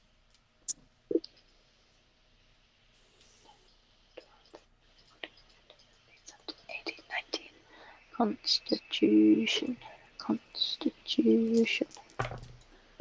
13. So you take 12 poison damage and are poisoned. You can repeat the effect repeat the saving throw at the end of your turn. And then the second attack, let's see where that's going. Stix. So this claw strike comes down at you. 27. Yes, 27. Definitely hits. There's my dear. Bastard. You take 14 slashing damage. Third strike at Arwen for 26. Oh god, this guy is So hitting me. Arwen, you take 20 slashing damage, and then fourth strike. It sticks. A nice back and forth. Is the tail that comes round, but that is only a 19 to hit you, Stix, which I believe will miss this mighty paladin. Yes, it does. Yes, it does. So this whirl of blows, and you can see this creature now that steps out into the dim light rather than the deep shadows. You can see this large, condensed figure of muscular shadows, these horns on its head, these two very tiny, beady pinpricks of purple light that form its eyes. Yeah. And while it's not wielding any of its weapons against you, its form seems quite sort of condensed and small, but as it lashes out, its arms, they grow in shadow, its tail extends in shadow to whip out. But we go to you, Arwen. What are you doing? Fuck this bullshit. That's what I'm doing. I'm not taking any chances. It will... Where will it come out to? Hold on. It will emerge. I believe your wildfire spirit is a 10-foot range when it appears. Yeah, but I'm just trying to look at where, how far it does it okay. explodey thing. Yeah, I believe that's a 10-foot range. Oh, okay. Yeah. So that's. And it can be within 30 feet. With Stix, I'll just go here then. If I go there, it won't get Stix. No, it won't. Right. Yes. What did it's a deck save? What did it roll? A 26.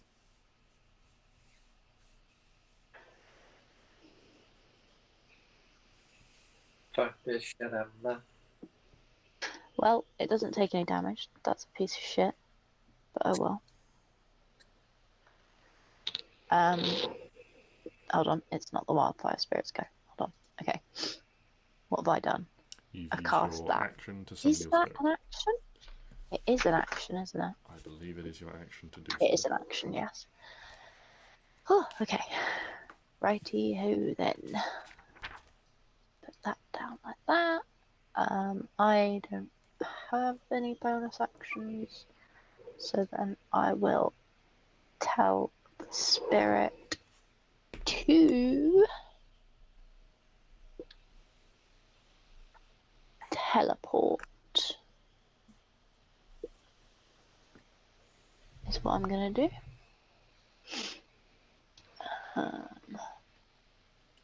Yeah. Stix, you coming? Yeah. Cool. It'll walk to here because it won't get any attacks or anything. And then me and the spirit and Stix will go. Oops. 5, 10. I think there is probably good. Stix, if you want to move kind of over here, yeah. Woohoo! And then can he do a dex save again? Yep. An unnatural 20. Why can't you just get fired at least one time? I Okay. am the general manager. I do the firing. Stupid. It doesn't say. Yeah, it doesn't say it takes half. That's really annoying. Oh well. Yeah. Okay. Cool. Stix. That's that. Right. So Stix is going to take a long, hard look at himself and realize he's been a bit messed up here. So with a healing word, he's gonna fly. He's going to heal himself at 3rd level, so that'll be 3. Yeah, fuck it, I've said it now. 3d4 plus 5. 9 plus 5 is 14 hit points.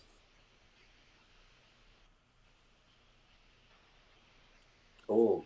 And then, with his renewed vigor, he's going to charge into battle once more. 5. No. No, he's fucking not. He's gonna 5, 10 there and start throwing ghostly spears at this thing. Wait, no, that's not how it works. I have to physically throw my spear and I can embed a thing in it.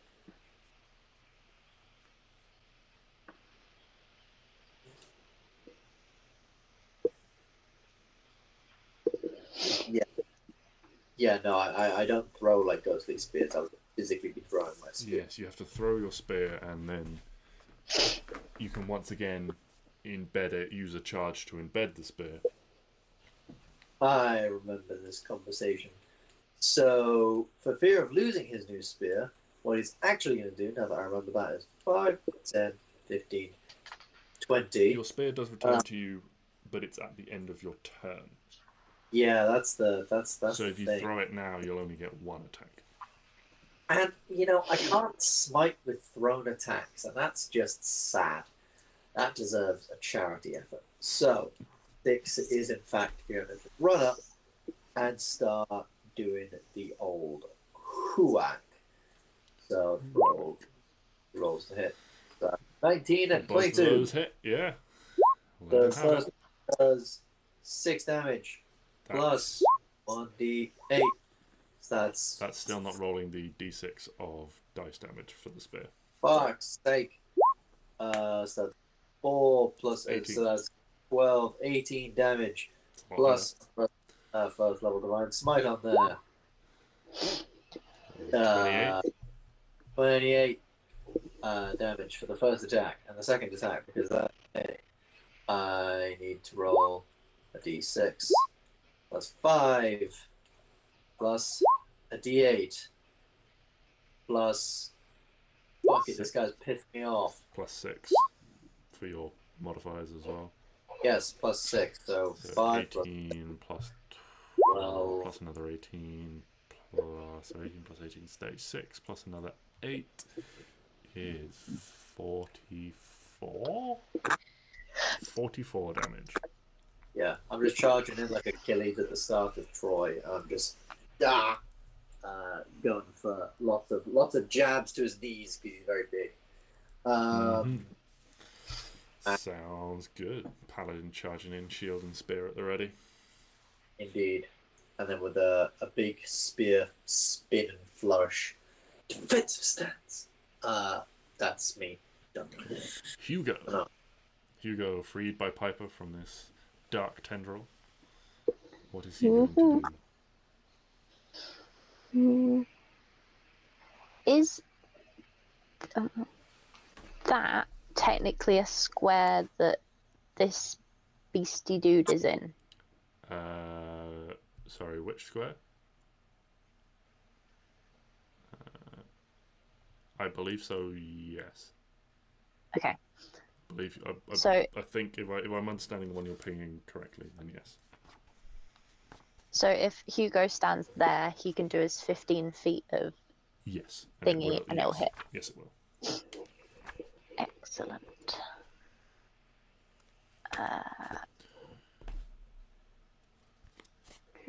Do the acid. Why is it not rolling? There we go. So that is a 13 on the save.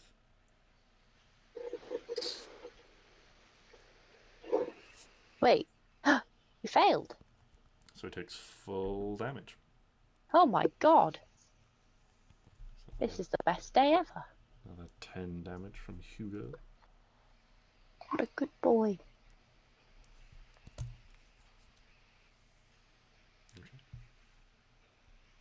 Wait. When the tendril thing does its thing, Yeah.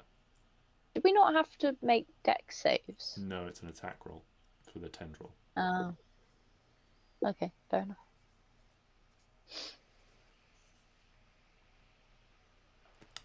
Okay, cool.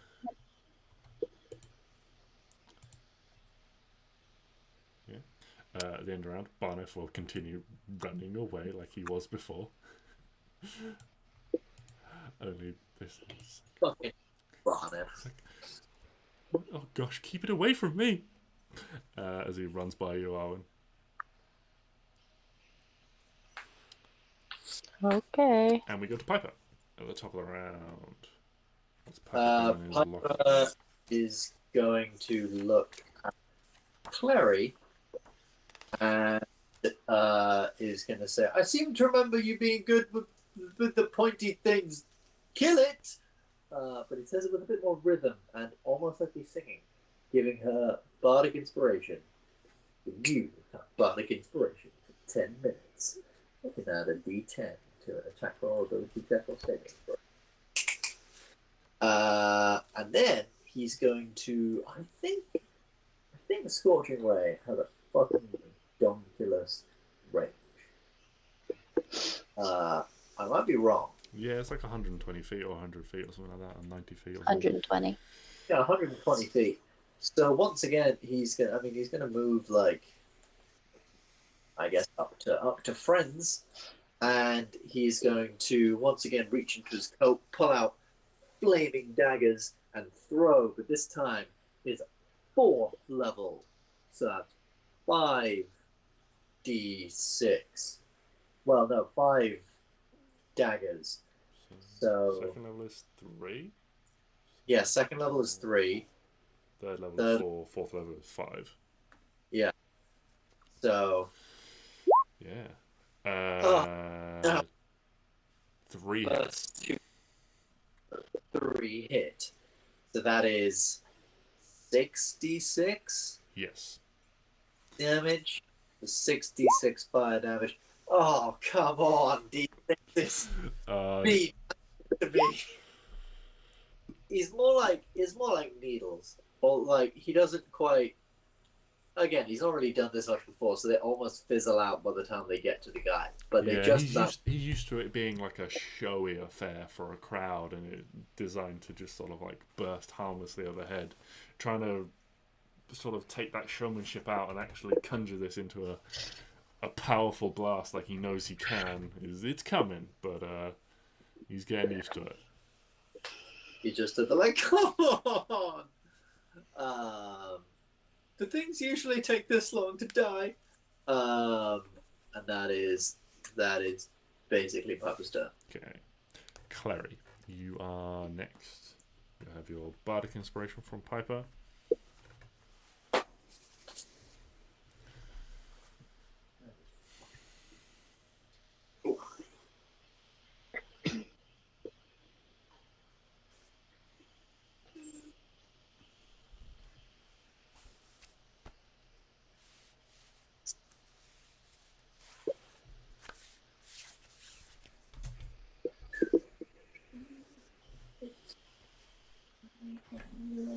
Position. Where's Stix? Not next to you. Oh no, yes, Because Stix there is he's here, but on my... Oh yeah, on She's yours there. you might need to refresh the screen. Oh no. I thought maybe that. Bless you. Thank you. Oh, I don't know what's going on. Anything all of a sudden. Yeah, how's it going? Fun. But you're a heap. Oh, jeez.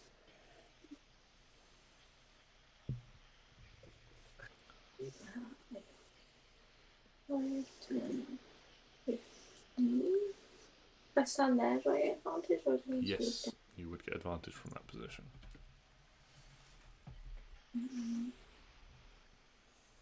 Oh, that's not...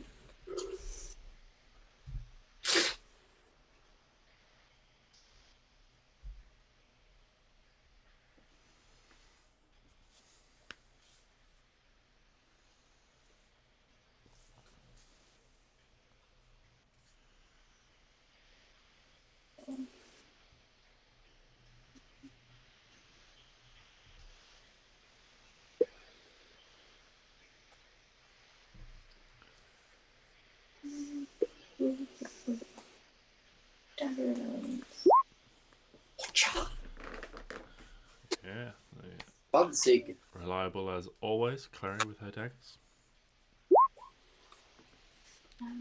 Sneak attack. Oh, that's a big sneak attack. Oh, that was a And really then big I'm sneak attack. gonna add... Was it a d10? No, not to damage rolls. You It's, said to... Oh, no, and- attack. Yeah, attack. Okay, I get roll. Attack ability check or save. That's Good enough. But that is 40 damage. a bonus action. Take Do the... you? Yeah.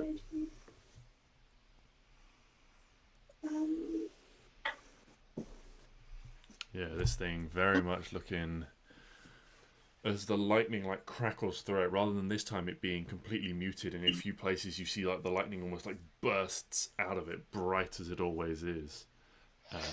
And the shadows, when this thing's taken damage before, the shadows are sort of knit back together, whereas now they're more erratic, more blurred, more frayed around the edges. Its form certainly much less distinct after that blow from Klari.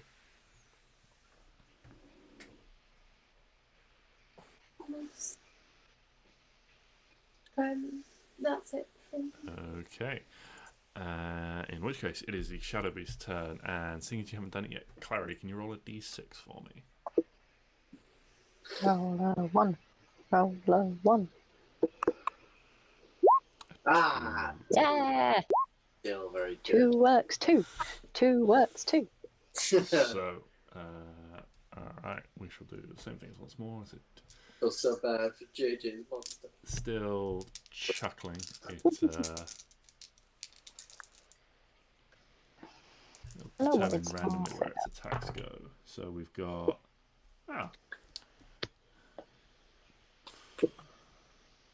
We've got Stix, In the Klari, bin. Klari, Stix. So, Stix, you're getting that bite once more. Which will miss, though, with an 18.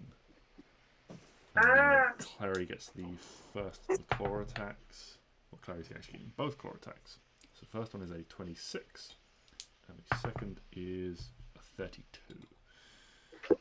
So, the first claw attack deals 23 slashing damage. She is going to uncanny dodge. Okay, and the second claw attack is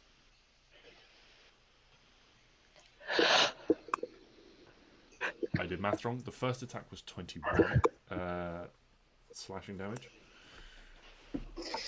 So it would have been halved to 10. The second attack is 23, because I can actually add up this time.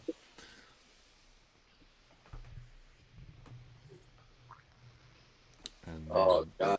Barry has looked better. the tail attack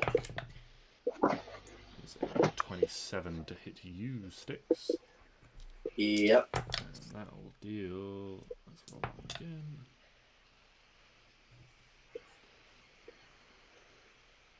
21 bludgeoning damage to you.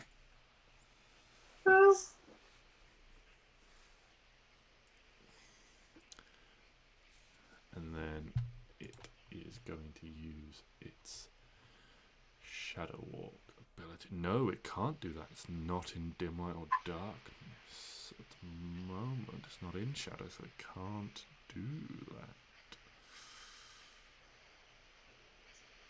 So it's gonna stay where it is for the time being. Arwen, what are Yay. you doing? I am going to hold my action for when my fire spirit moves, if that's okay. Yeah. What action are you Because I'm holding? going to do mass cure wounds, Okay. but I'm going to center it on my fire spirit. Okay. Mass Cure Wounds has a range of like 60 feet. I thought it was 30. So what you do is you pick a point within 60 feet, and then anything within 30 feet of that point. It's basically like imagine you're casting like a fireball of healing. So you cast it a distance, and then this healing bubble expands from that point. Yeah, I sort of don't really want to be near the ugly thing. No, but what I'm saying is you can drop it anywhere within 60 feet of Arwen now, and anywhere within 30 feet of that point, where the healing will go off. You don't have to wait. Oh, so I don't have to stand there? No, because it has a 60-foot range. You can cast it to a point within 60 feet of you, and then from that point, anywhere within 30 feet of that specific point is where the healing goes out from. Well, this is a great time. So you don't have to you don't necessarily have to hold. You can still hold your action and do it if you've got something planned, but you don't have to hold your action for your spirit. That's fine. I will put it where is best to put it. About here, I guess. Oh my god. That'll get everyone, won't it?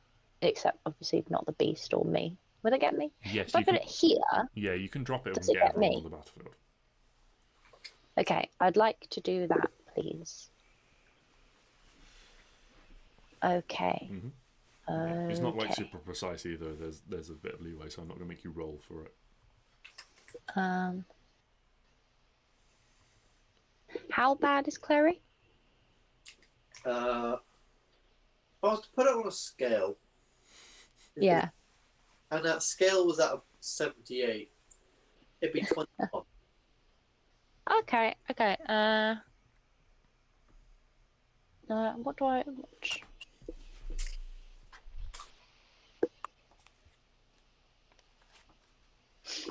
Okay, so it'll be. It has both slots. Okay, no, I'll cast it at 5th level, but I get 4d8 because I'll use. Because you have your enhanced. I've got my wildfire spirit. Yeah. Okay. That's really good as well on mass healing spells. That's, yeah, very, very good. As well as like, this boy's coming out. Yeah, no, well done. So 18. So everyone gets 18? Plus, that's a bit shit. It's plus your modifier as well. Oh, yes. That's What is it? really Plus good. spellcasting ability modifier. So that'd be wisdom for you. Is that just... Oh, that's just 3. Ugh. 18, 19, 21. So everyone gets 21. So... Oh, God. Okay, hold on. Let me do some maths. 22.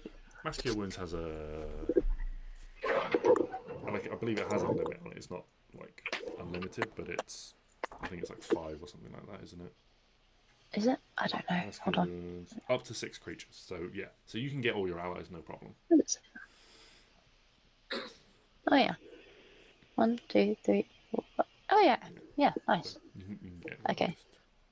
Hugo, are you back up to full health, my boy? Probably. He's only taken a little bit of damage, I think. He hasn't been attacked by the Shadow Beast yet.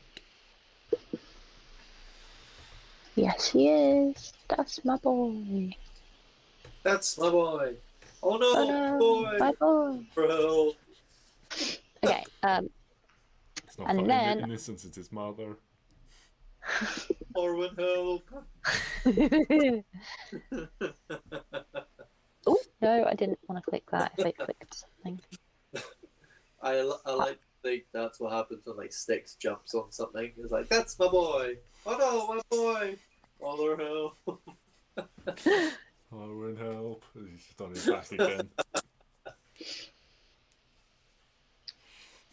I think he's got 20. He's got 30 feet of movement, but. Oh. Wait, is that within the range of the weird arm thing? That is in range of the weird arm thing. Oh no. I'll go there then. I go here and I tell it. Oh, bloody hell. Right, I'm going to go down here. Okay. That's where I'm going to be. And then the fire spirit will do a flame seed. Okay. Roll a flame seed. Bleh. That was shocking. That, unfortunately, you know what? will miss. He's taking part. And that's He's what taking part. counts. And now I'm done. Okay. Hope you all Stix. like your 21. Stix. Renewed. Yeah, that's like 105 hit points healing total. You've just dished out. Yeah. You're all welcome. Arwen is now the healer. Apparently. Yeah, Stix is just going to whack this motherfucker again. So he's gonna do that. What he assumes hits with a 23. Yes. I'm just double checking it because it seems like the flame spirit's got a low modifier. It's only rolling with a +6. What's your wisdom, Arwen? 3. Okay, it should be rolling with a +8. So that attacks. Says, "Hey, Piper, can you do the dome thing so we can rest after this?" Oh, Piper says, "Yes, but I'm doing it because I want to do it, not because a big strong man is telling me to." And And then Stix Piper goes- blushes apparently yeah, at the thought of a big Stix strong just man doesn't- telling him to do things. Stix just sort of looks down on the ground and goes, "Why the fuck did we bring bards into this fucking thing?" And proceeds to start whacking. So now that he's aware that we can spend some time and, you know, get some rest after this, yeah, he's going to whack with the Starfall Spear, which now should do proper damage. Yes, it does. That's still a 1, but whatever. 7 plus 6 radiant. 13.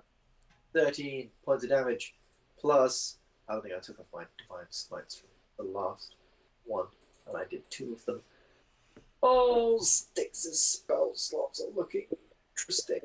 No, tell you what, I'll hold out for the crit on the Ow. attack, which is going to happen because Stix is We a fucking believe. beast. We believe. Yes! I would like to say, first of all, I forgot on that first attack, I'm going to implant a ghostly Yeah, you spear. expend a charge to implant a second. Yes, so spend a charge. Oh, do I be a right dick? So what? That's 2d8, 3d8, 4d8, 5d8. Yes. So there fucking goes my 4th level spell slot as I go smite to the max and So that's 8 plus 3, so 11, 16, 20, plus 5d8 from a 4th level smite, but it's a crit. So that's 20, 47, 52, 72. It's casual 85 damage in one turn. Hold on. Hold the phone here, mister. Oh, fuck, it's an action to activate the spears. Shit, that sucks. Oh, well, I thought it was a bonus action for a brief second. I was going to be like, there's a bonus. No. And as a bonus action, Stix should have done a... That would have been great. But, Stix. yeah, that's what I said. Stix. How do you want to do this? Aha! 85 damage in one turn. This thing didn't even get a chance to run. I never got to use my ghostly spears. I didn't even hit him. Piper never even got hit. This was really only a bad fight for Stix and Klari, who it's meant to be a bad fight for because they're but yeah, Stix so the first attack he sort of stabs it in the leg, sort of stops it moving, and then pulls it out, takes aim for the center of its chest, throws the spear through like the center of its chest, and it sort of like goes through. The thing sort of topples down, falls onto its front, and then with the spear now just sticking up like in the ground, he just sort of casually picks it up, and then I like to think accidentally as he picked it up, all the charges that are in the dead body of the thing just sort of like, and his body just sort of like, and he goes, ah! Oh, right. Yeah, good job, guys. Yeah, and as these charges detonate, and it just... the shadowy body just begins to slowly dissolve away, just sinking and disappearing into the ground, leaving behind this almost like gooey residue across the ground. I loot the residue. I don't. Cool. Well, Stix immediately just points to Piper with the spear and is like, "Dome now." And Piper, who has lost his hat once again, even though it was literally just here. There we go. And Piper goes, "Well, yeah, that makes sense." And Piper will start recasting the dome so that we can all be a little bit safe after that fight and maybe get a small amount of rest. Mm-hmm. I think we should get a nice long rest. That is probably a good idea. Also, you were going to cast Comprehend Languages on the map. You told us to remind you. Yes, I did. Piper begins sort of casting the dome around him, tells everyone to sort of get in quickly before any other shadowy things can emerge. And once he's done the dome, and the dome is up, and we're all inside, and we're all having a nice warm time, he casts Comprehend Languages over the map and begins looking over the map. Reading. So there you have your dome. Meow. Meow. And I will throw you onto The butt. The butt. I really don't see where this butt is. Bat. I have thrown you onto the wrong map. Have I uploaded the wrong map? Bat. No, I've just put you on the wrong Bat. map. That's fine. Bat. No. Come back. Ah. It's Oh okay. shit. Oh god, no. Eyes Island, the Spires, Kraken Sea. Don't like Kraken. Crowman. Oh, Crow's sorry. Maw. That's where we are. That's where we are. Yay. I Misty hope. River. Lots of lines? Don't know what they are. Excellent. Isle of Remembrance. Jesus Christ. Mountains of Dis. Laying down them sick diss track. This. Yeah. Well, upon reviewing this information, Piper will look to the crew, transform himself into a tanned individual with a fine mustache and a thin trimmed beard, some dreads in his hair, look back to everyone and say, "We have a heading."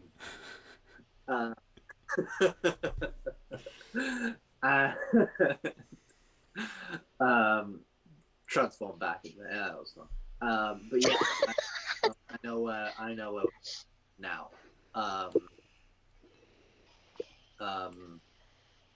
Apologies, that was a character from Pirates of Kavran.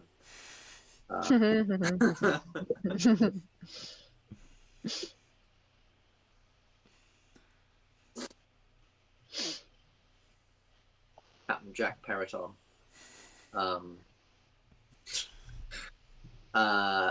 Yeah, I know where we're going. So we are here, and I'll. Does anyone have anything to write with? Piper is a bard, right? And part of the reason he wanted to, was somewhat excited coming here, because he wanted to write about this adventure and write a cool song about it. So would it be feasible that he's got something to write with? Yeah, that would be perfectly feasible that Piper would have writing implements and things. So then Piper basically goes over the map and starts writing in common what is actually said on the bits of the map. Sensible idea. So others can read it. Not like he doesn't cross out the original stuff. He just writes underneath it. Yeah. Yeah. And goes, okay, yeah. So this is Eyes Island and Isles of Remembrance and Kraken Sea and all that. Still nothing about crazy plane shifting tornadoes. So although we know exactly where the beholder spectratrice is now. We do know around about where the spectratrice is. Is anyone else thinking that this is possibly... Actually, no. Piper has zero wisdom. He wouldn't think this, but Stix is thinking. Is anyone else thinking that this is possibly a trap? Yes, 100%. There is a literal map to the exact thing that we need to get to. And the last time we had that kind of convenience, well, it never fucking happened. This feels all... I don't know. Either this is a trap for us, or maybe there's a reason, there's got to be a reason they have this creepy little dude marked out on a map.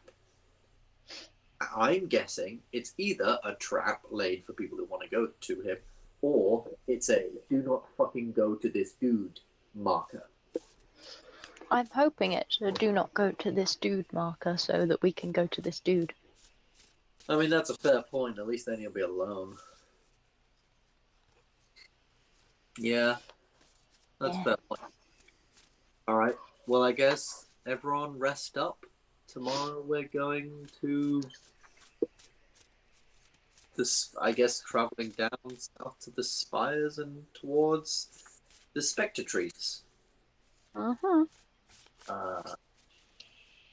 Fun.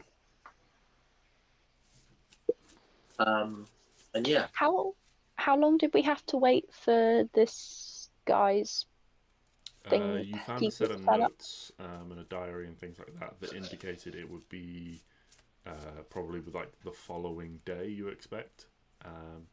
The timing here is difficult because the light has dimmed, but it has not reached a period of full night like you would expect. but it also doesn't seem to be getting darker as well. The mist, Well, this guy will know. the mist in the atmosphere seems to act like a refractor to keep some sort of constant low level light. Right.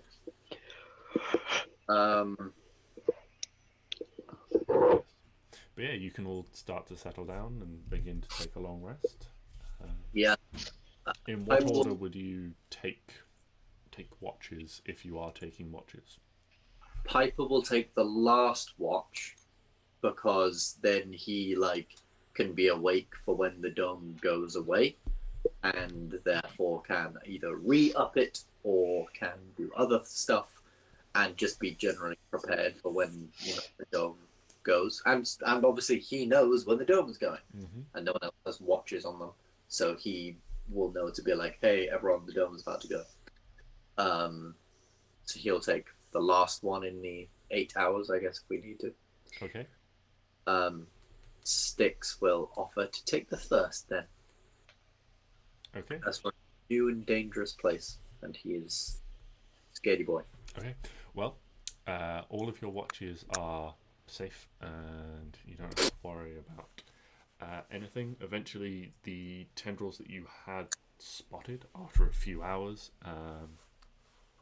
they fall inert and they fade.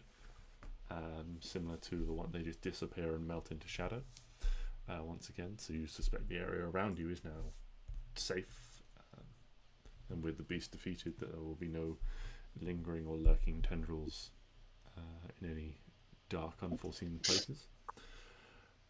But it is Piper who has the final watch, and as you begin to notice a little bit of lightness come back to the day, the misty sky above begins to lighten slightly. Piper, you see this blue arc, this blue sort of almost like beam of like fire, seems like concentrated firelight seems to curve through the sky. And this just almost like basically like a laser, just like cuts across. You can see like cutting through the mist, like visible. Normally, you've been here a day now, and you know that the mist is very limiting. But this bright blue beam you can see as this almost spotlight like arc just goes through the sky. Did I, in the brief amount of time that I spent with Klari reading up on stuff, did I ever read anything about this? No, you haven't read anything about this. And is it like far away? Yeah, look from what you can see, so where it's reaching, like this thing is like high and like from a low point pointing high up into the sky, and this arc just goes. Well, it doesn't make a noise, but it just goes across the sky. Cuts out for a brief second, or cuts out for a few minutes as you're watching, and then again just lights up and just pans across, and goes down again. Shit. Okay. Fun. What do you do? Yeah. Are you doing anything? Are you waking anyone?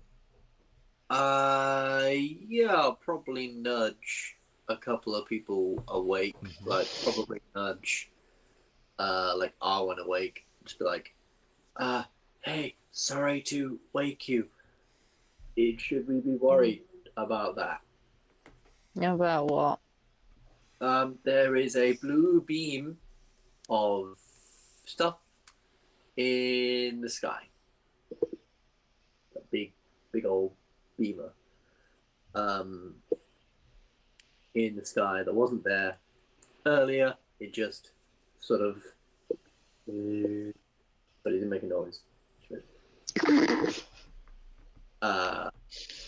Through the sky. Do we need to be worried about this? I don't know. Is it just hovering, or is it like? So it's like this spotlight that like pans across, and you can see. Has it gone now? So it's sort of every sort of minute, couple of minutes, this thing will Oh, pan across again, and you'll see this blue beam like light up, blue light, light up. This intense like blue light. Is there like a symbol in it? No, it just seems to be almost like a no, it doesn't seem to have a signal or a symbol in this light that's going across. It just seems to be just a blue light. Is it originating from the floor and like going, or is it something going? Yes, so I should mention this is originating from the direction that you know that the coast is, and is down and pointing up into the sky from sort of down somewhere. I don't think we should be worried. In the vicinity of like below the cliffs or the water from the sea itself. Do you think it's like someone traveling over the coast, like the sea? Like, I mean, bless you. Bless you. I don't think we should seek it out. Bless you again. Piper's allergic to ethereal energy. Oh. I think if it comes to us, we deal with it. If it doesn't, we just ignore it. Because this technically isn't our plane of existence, so I don't really, bless you, care. I want to make an intelligence check for me. Some good thinking. Intelligence. So you've had some time to sort of look through all the various things you found. You found potions, you found notes, you found equipment, stuff like that. One of the things you did find, why has that popped up? Please go away. You did find is, you remember you found these small blue pucks. Why is that popping up? Fuck off. You found these small blue pucks that had this sort of oily, sort of resinous smell to them. Like they might be something sort of flammable. Oh, what if we set it on fire?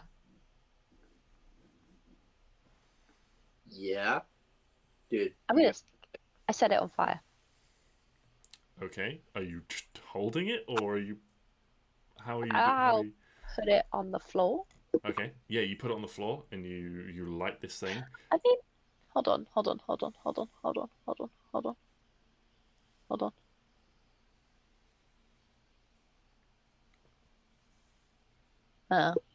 I'm not immune. Yeah, no, I'll put it on the floor. Okay, you put it on the floor and you light it. Can both of you make Constitution saving throws, please?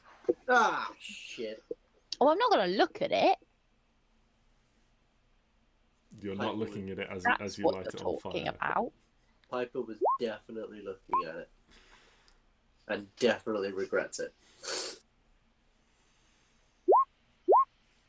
So, this thing is like a spark of magnesium. You guys look at it as Arwen sets it on fire, and instantly you're both like, "Ah, my eyes!" As this burning bright blue light is just, as I say, like magnesium fire but blue. I don't know if you remember doing that when you were in like year 7. Yeah. And how brightly that, it's like that. Everyone else is like, "Oh, what on earth is that?" And like Stix and Klari and Hugo and Barneph all begin to wake up as this bright light. Who left the Bard and Arwen on what together? I can't say. What the hell did you do? Not me. I didn't do it. I didn't do it either. Wasn't us. No. It spontaneously combusted. Yeah, there was a light. We say while we're still blind. And that thing down there, like that puck on the floor, it just like it rolled itself out of our packs, like it needed to like I don't know, be out in the open somewhere, and then it just exploded. Yeah. We didn't know what was going on. Yeah. It was really weird. This place is weird, yo.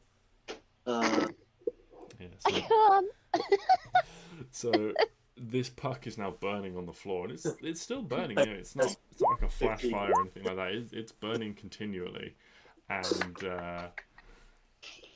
I mean, sure, one of your player characters is rolling to deceive the other one. I'm gonna let you handle that. Yeah. Stix believes what he wants to believe at this point. I helped. Okay. Surprisingly, Stix can't roll higher than a 32. Continue. But yeah, so this thing is now burning on the ground with like an intense blue light. Is it making the blue light go up? With where you are, it is like, well, it is just all around the dome. You can see it's an odd experience having this intense light and then like looking out beyond, and the light doesn't extend beyond the dome. Why have you gotten into small Windows mode? What the fuck is going on with my laptop? Have you got a virus? No, I think I understand what it is. It's because I put an ice pack on it, and then the ice is making condensation to keep the laptop cool. But then the condensation is going on my trackpad and pushing buttons and wiggling my mouse because my laptop's a piece of shit and it's really fucking hot. That is sad. It is, but it's fine. Yes, so. Yeah, it is burning with this intense blue light, but the light doesn't actually extend beyond the dome at this point. Oh, we need to take it out the dome. I kick it. Okay, yeah, you kick it across the ground. Out the dome. As it goes out of the dome, the light does sort of diminish. It's almost like a magically bright light. It's still burning brightly. It's just through the dome. There's almost like a shielding effect. It's still very bright and white. It's just not harmfully bright at this point. Is there some sort of like magnifying big thing that makes the big light if we put the puck into it? If you know what I mean. Do you remember there being any sort of device like that around? I don't know. I think there might have. Wasn't it on like a big thing? Like a big... I do not recall. Was it up the tower? Oh yes, and we're in the fucking fort. Yeah. Piper can't go because he is responsible for the dome, and poor Barneph is still trying to get his beauty fleet. I'll pick up the puck and go around and try and put it somewhere. Okay, what are you trying to do with it? I want to put it in a thing to make it bright. Okay. Like a bat signal. Can you be more specific? I can't. I don't know. Put it in a thing that makes it go woo. Okay. So are you trying to take the burning puck up the tower? Yeah, sure. Okay. How do you carry basically a thing that's on fire? I hold it. In your hand. Thank you. Yes. Okay. This is lovely. You pick it up and you take nice 2 fire damage. Excellent. I take 1 fire damage. Excuse me? Are you resistant? I have resistance. Oh, fuck. Okay. Alright, roll an athletics check for me. Just to determine how quickly you get up the tower. 22. 22. Okay, so you'll take a quarter of this damage because you're resistant to fire. That's a load of ones. This is no fun. You take 9 fire damage. So that is halved to 4, halved to 2. So yeah, you rush up the top of this tower carrying this burning puck, somehow barely taking any damage. But yeah, you quickly navigate your... Yeah, just like juggling it back and forth in your hands. You get to the top of the tower and you spot what you vaguely remember, which is there is this lantern with this like conical lens on it. But rather than sort of flaring out, it flares into a point. But yeah. Same thing. Well, I said that, You Either open, way, you open it up and you drop the burning puck inside and you close the lid. And as you slam the lid on it, the light sort of coalesces through this cone and then just points out in a blue beam down into the sea somewhere. I'd like to wave it about. Okay, yeah, you take this thing where it's like mounted and just like twizzle it backwards and forwards. Wah! Start doing like air show, like shows with it. Like I fucking I like start writing words, but I can't because I don't know any words.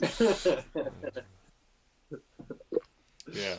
At which point, the blue beam that's like in the middle of like sweeping across the sky cuts off, and then you get 3 really quick flashes. 1, 2, 3, and then it cuts off again. Reply with 1, 2, 3. Wait, is there like a book that says, because there's a diary? There was a diary. Did anyone read anything that said what had to be done? Nope, but comprehend languages is up for a while, I believe. Is light a language? No, but I'm sure they obviously didn't write down like light. Comprehend languages is up for 1 hour. So can Piper take this book that we had and read through and see if there's anything about signals, light signals, light art?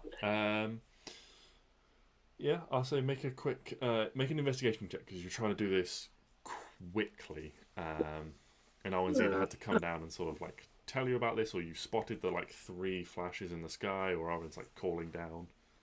Yeah, I'm shouting, oi. Be a detective with so much investigation. It's coming out of the wazoo. But at the minute it's 13. 13. So yeah, you're looking through this, and it takes you a bit of time. You're trying to flick through the pages and read it. It takes a little bit of time with the comprehend language to like translate everything. It's almost like there's a little bit of a delay on your reading. While you're doing this, Arwen, you get another like 1, 2, 3 in the sky. Piper's looking through, and you eventually find like right at the back, almost like scribbled down in like the margin. There's a little, you can see there's a little like tally of like dots and like dashes and things like that, and there are like 3 dots and a tick next to it, and then there's like 2 dots, a dash, 2 dashes, a dot, and 2 dashes, and like a cross next to it.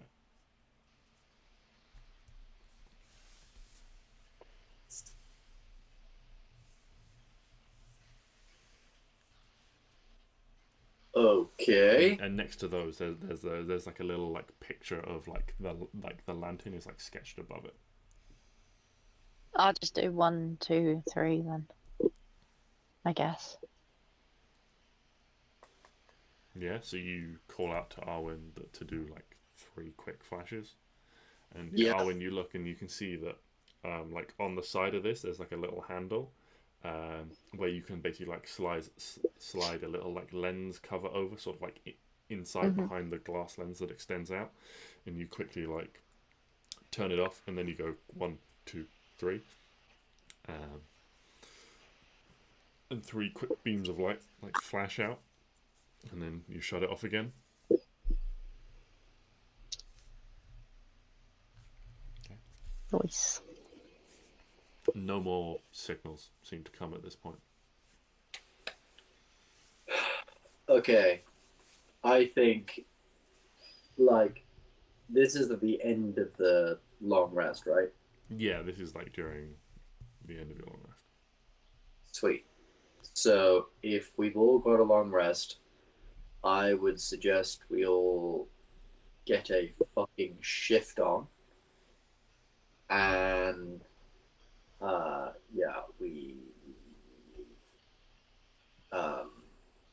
I think everyone will start getting up and packing up. I'm going to click the long rest button because I like the long rest button.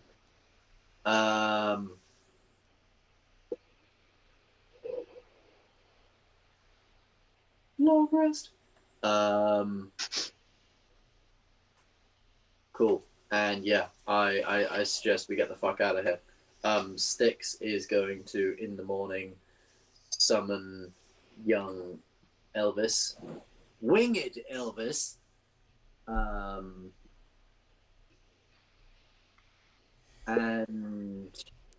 can I get that spell slot back? It's like half my...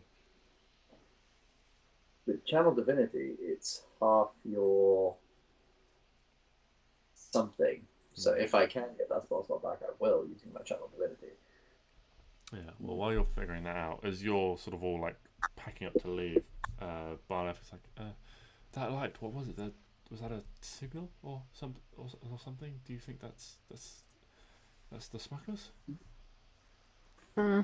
We think so. And are you all going to leave so soon? I mean, how long? Oh, well, yeah, if it's the smugglers, we need to... but we don't know if it's the smugglers or not. So I guess we do kind of have to wait around and see whether it is. Yeah.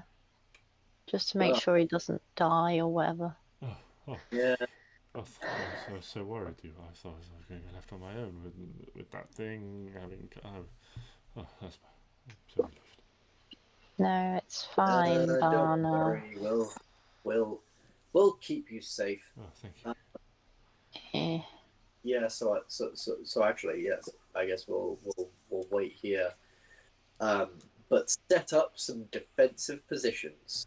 So, I guess just start sort of being on the lookout for a little while. I don't know if Arwen, you fancy summoning some creatures to help us help fill out our number a little more. These are still after all. We don't necessarily know they're good guys or not. We just know that they're the people that Barneph wants to get to, and that they are against this main group of mind players. But who says they're even good anyways? I mean, I don't want to summon stuff and use a spell slot if I don't have to. That's a fair point. Especially if we're going up against something like potentially bad at some point. Yeah, no, that's a fair point. Can I? Oh, I'll tell you what I could do. No, I'm gonna save. I'll save the deck of illusions. Yeah, I guess we'll wait around for a couple of hours for them and see if they appear.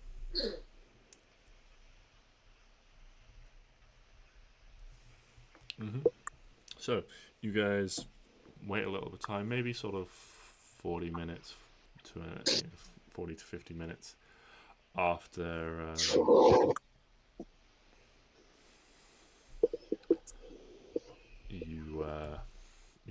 you sent the signal and the light disappeared. You hear a voice coming through, and it's a strange sensation, but it's similar to how Barneph has communicated with you, with this voice that just penetrates your mind. But it's almost like a shout, like a directionless shout of telepathy. It's like, Ulbeck, what's going on? Why is no one down at the shore? And what was going on with that signal? You laggards asleep again?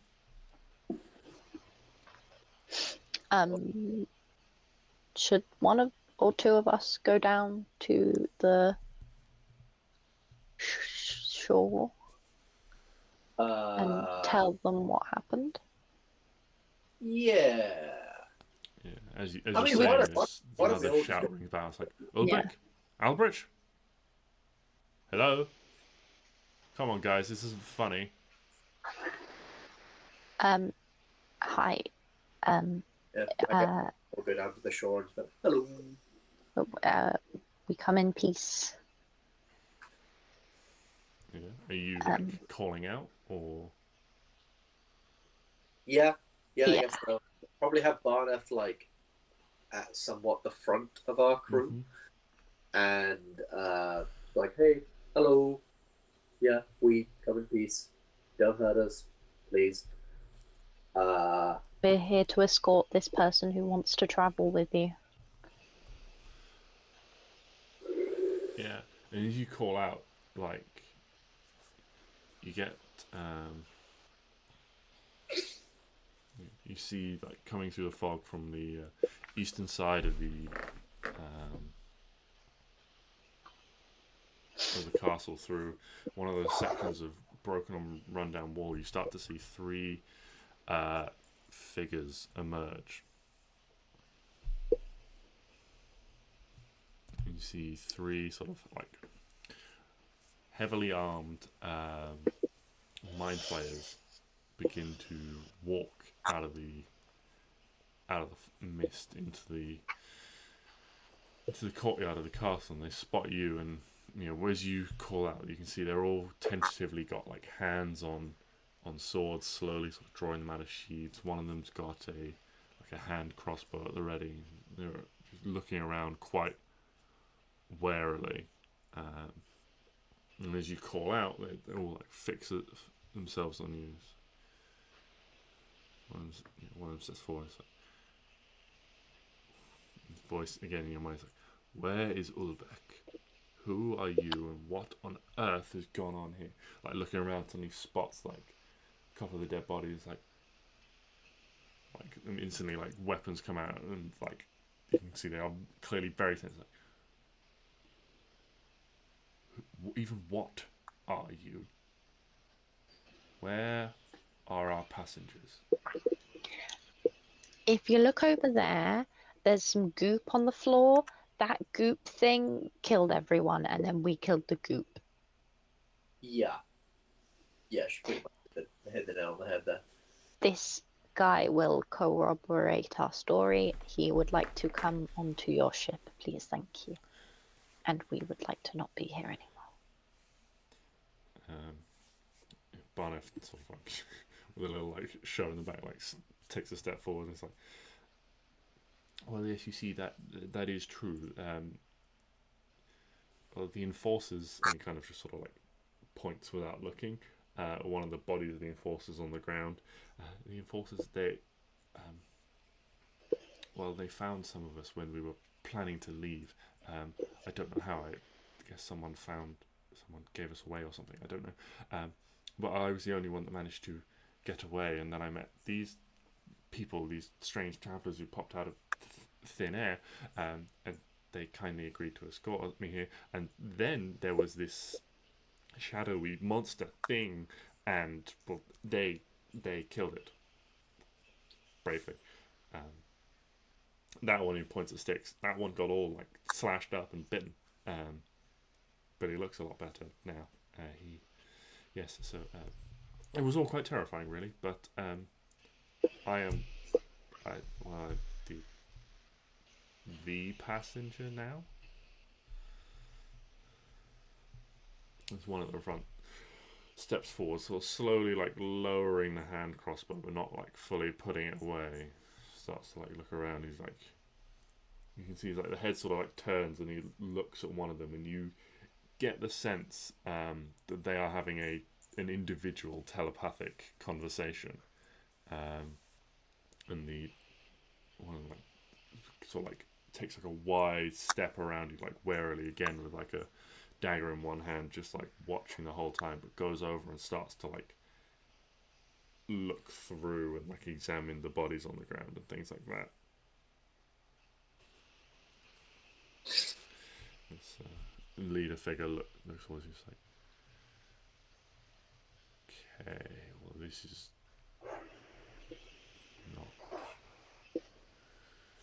not good at all. We've got enforcers here.